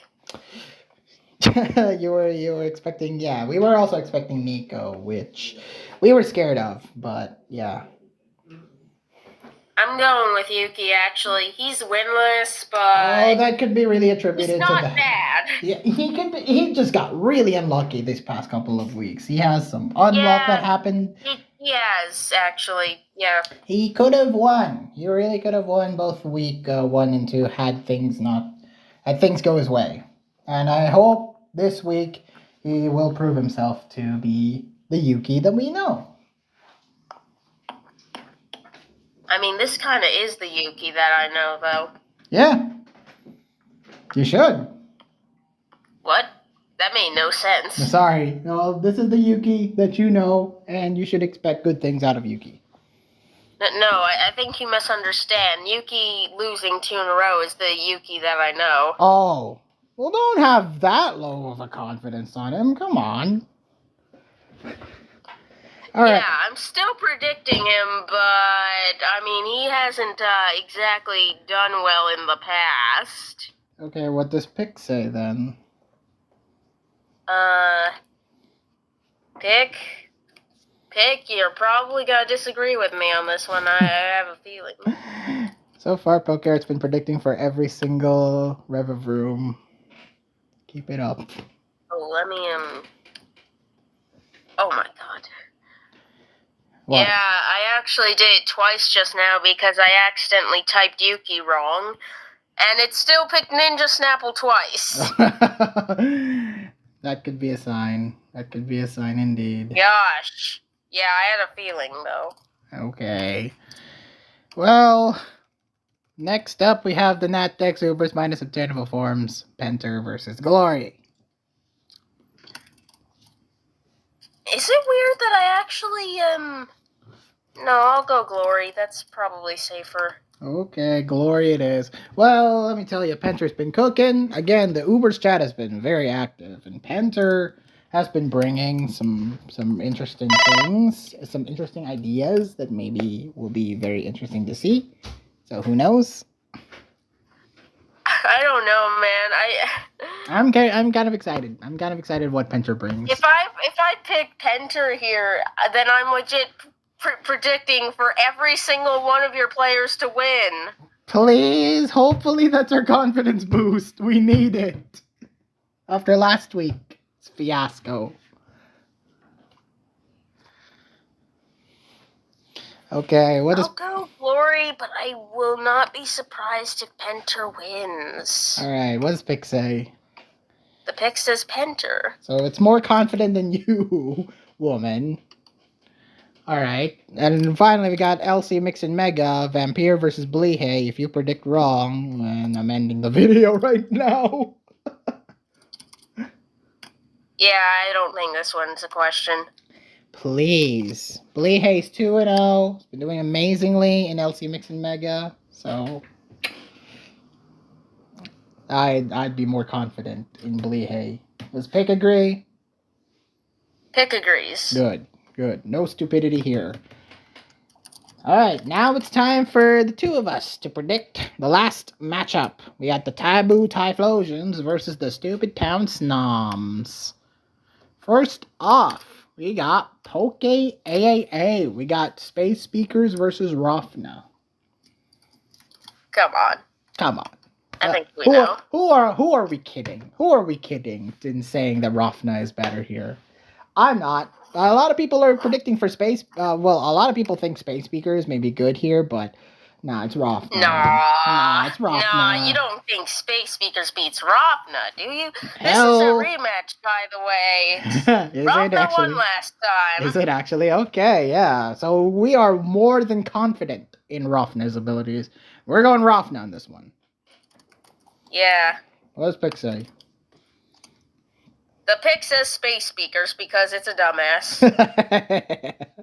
Well, wait, maybe Space Speakers will prove us to be the dumbasses when he actually wins. Oh my god, the pick's stupider than I thought because I just did the result for the next one too. Alright, next up we have Advata versus Aerobee in Kamove Chaos. I mean... This is not a question. I mean... Should I? This is not a question. Should I, betting man? Should I, betting man? No, because it is not even a question. Nah, probably not. I'll go Aerobee. Oh, let's be safe. Let's go Aerobee. Aerobee's a good boy. He will win. It's his mini Hackmons after all. This is mini balance Hackmons for Aerobee. So we're in his playhouse. Yeah. Does Pick disagree? What do you think? I think you can see. God damn it. Alright, next up we have... Pick thinks the Dragon Master is actually going to win something. Wow.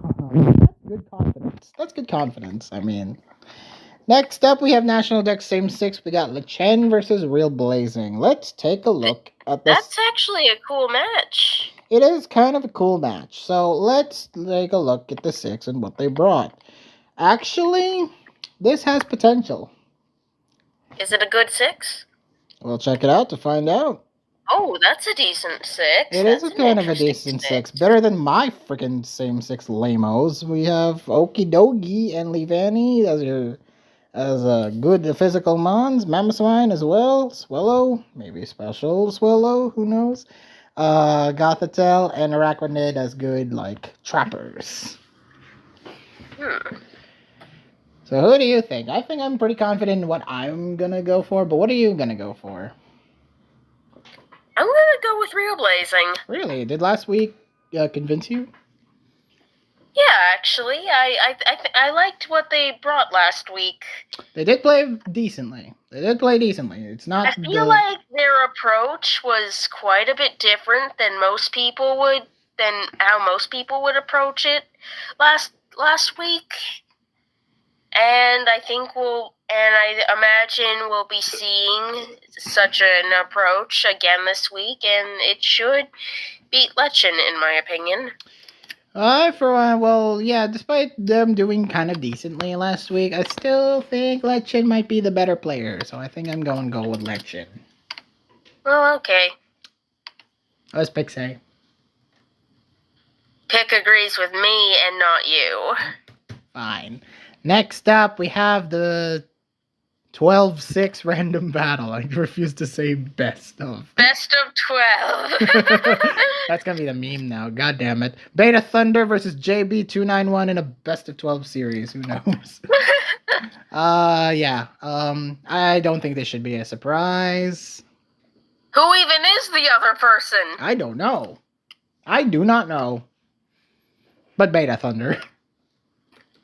Yeah, like not even the pick is willing to be like, yeah, I think the unknown person will win. No, it's also going Beta Thunder. Yeah, Beta Thunder will win. Next up, we have Mystery OU. We got Tempo de Anguria versus Sificon. Actually, kind of a 50-50 matchup if you Tempo. really think about it. Why do you say Tempo? Better player. Need I say more? I am also going to go with Tempo. Like, Siffy, I'm always 50-50 on Sificon in terms of these matchups. And OU, 50-50 again on his ability to play this tier, especially with the set that Euphanos has cooked this week. So, I think I'm going to go Tempo as well. Just pick agree. Yeah, pick does not agree, actually. Really goes for Sificon. Alright, next up we have Gen 3 Ori Coliseum, Sunrose versus BLJ Mario. Oh, Sunrose. We're gonna see him play. The formerly known as Bless Sunrose. Alright, BLJ Mario did fairly decently in week 1, and I think had a good week 1 showing, yes. Yeah, he did very decently week 1, and I think he'll bring it again. I think I am much more of a BLJ Mario guy, so yeah. I play Super Mario 64, okay? I know how to do BLJ Mario. You sure this isn't bias? Yeah, it is bias. I'm going Mario. What's Pixel? I'm also going Mario, though I feel like this may be a bit of an uneducated guess, because I don't really know how Sunrose plays. That's fine. But what does Pick say? The pick agrees with us both. Wahoo! All right, let's go now to the next matchup. We have National Dex Ubers minus obtainable only. Concept Everything versus FC. Hey, there he is. Concept finally making his appearance, and this is actually a really interesting matchup when you think about it. Yeah, it's interesting because FC will dominate. You really are confident with FC, aren't you? Yeah, I don't have much confidence in Concept Everything. Well, he did. Well, he did get locked out by Bobsican last week, but hey, yeah, I think he'll. Hey, what? No, locked out? Excuse me? Well, I would say that, but he got beaten badly by Bobsican. But FC got outcooked by Bobsican. Okay. Well, I think he's gonna outcook Concept here, so I'm picking FC too. Exactly. All right. What does Pick say? The pick is probably stupid, and we'll pick Concept. Well, let's see. Let's see, actually. Okay. All right. Nope, the pick's actually smart. FC for all of us. 3 FCs for the win. 4 times constant. Next up, the last matchup, we have Nash Rock versus Eternal Ocean. Oh. Kind of a curious matchup, this one. Eternal Ocean did win week 1. Didn't play week 2, which caught me by surprise. He was gonna put up a fight, but I think the obvious pick should be obvious, and we'll go Nash Rock. Yep, I'm going Nash Rock as well. Does Pick agree with us? Yeah, wait, no, it doesn't. Okay. He really likes going against us. Yeah, the pick says the ocean is eternal. Alright, and the deadline is, of course, September 8th, my birthday. So, hey. Happy early Happy birthday, Mikoi. Thank you. I'll be playing on my birthday too, so hey. Hey, I hope you have some birthday luck. Please, please, please. Okay, so that brings us to the end of TPP Week 3. Thank you guys so much for watching. Next week, which is the week days after days after my birthday, we're gonna go into week 4. We're doing week 3 recap and week 4 predictions next time. Okay. Alright, thank you guys for watching. Please like this video, leave a comment, subscribe, click the notification bell so you wouldn't miss a video once it come out. See ya when I turn a year older. Alright. This has been Mikoi, signing out. Farewell.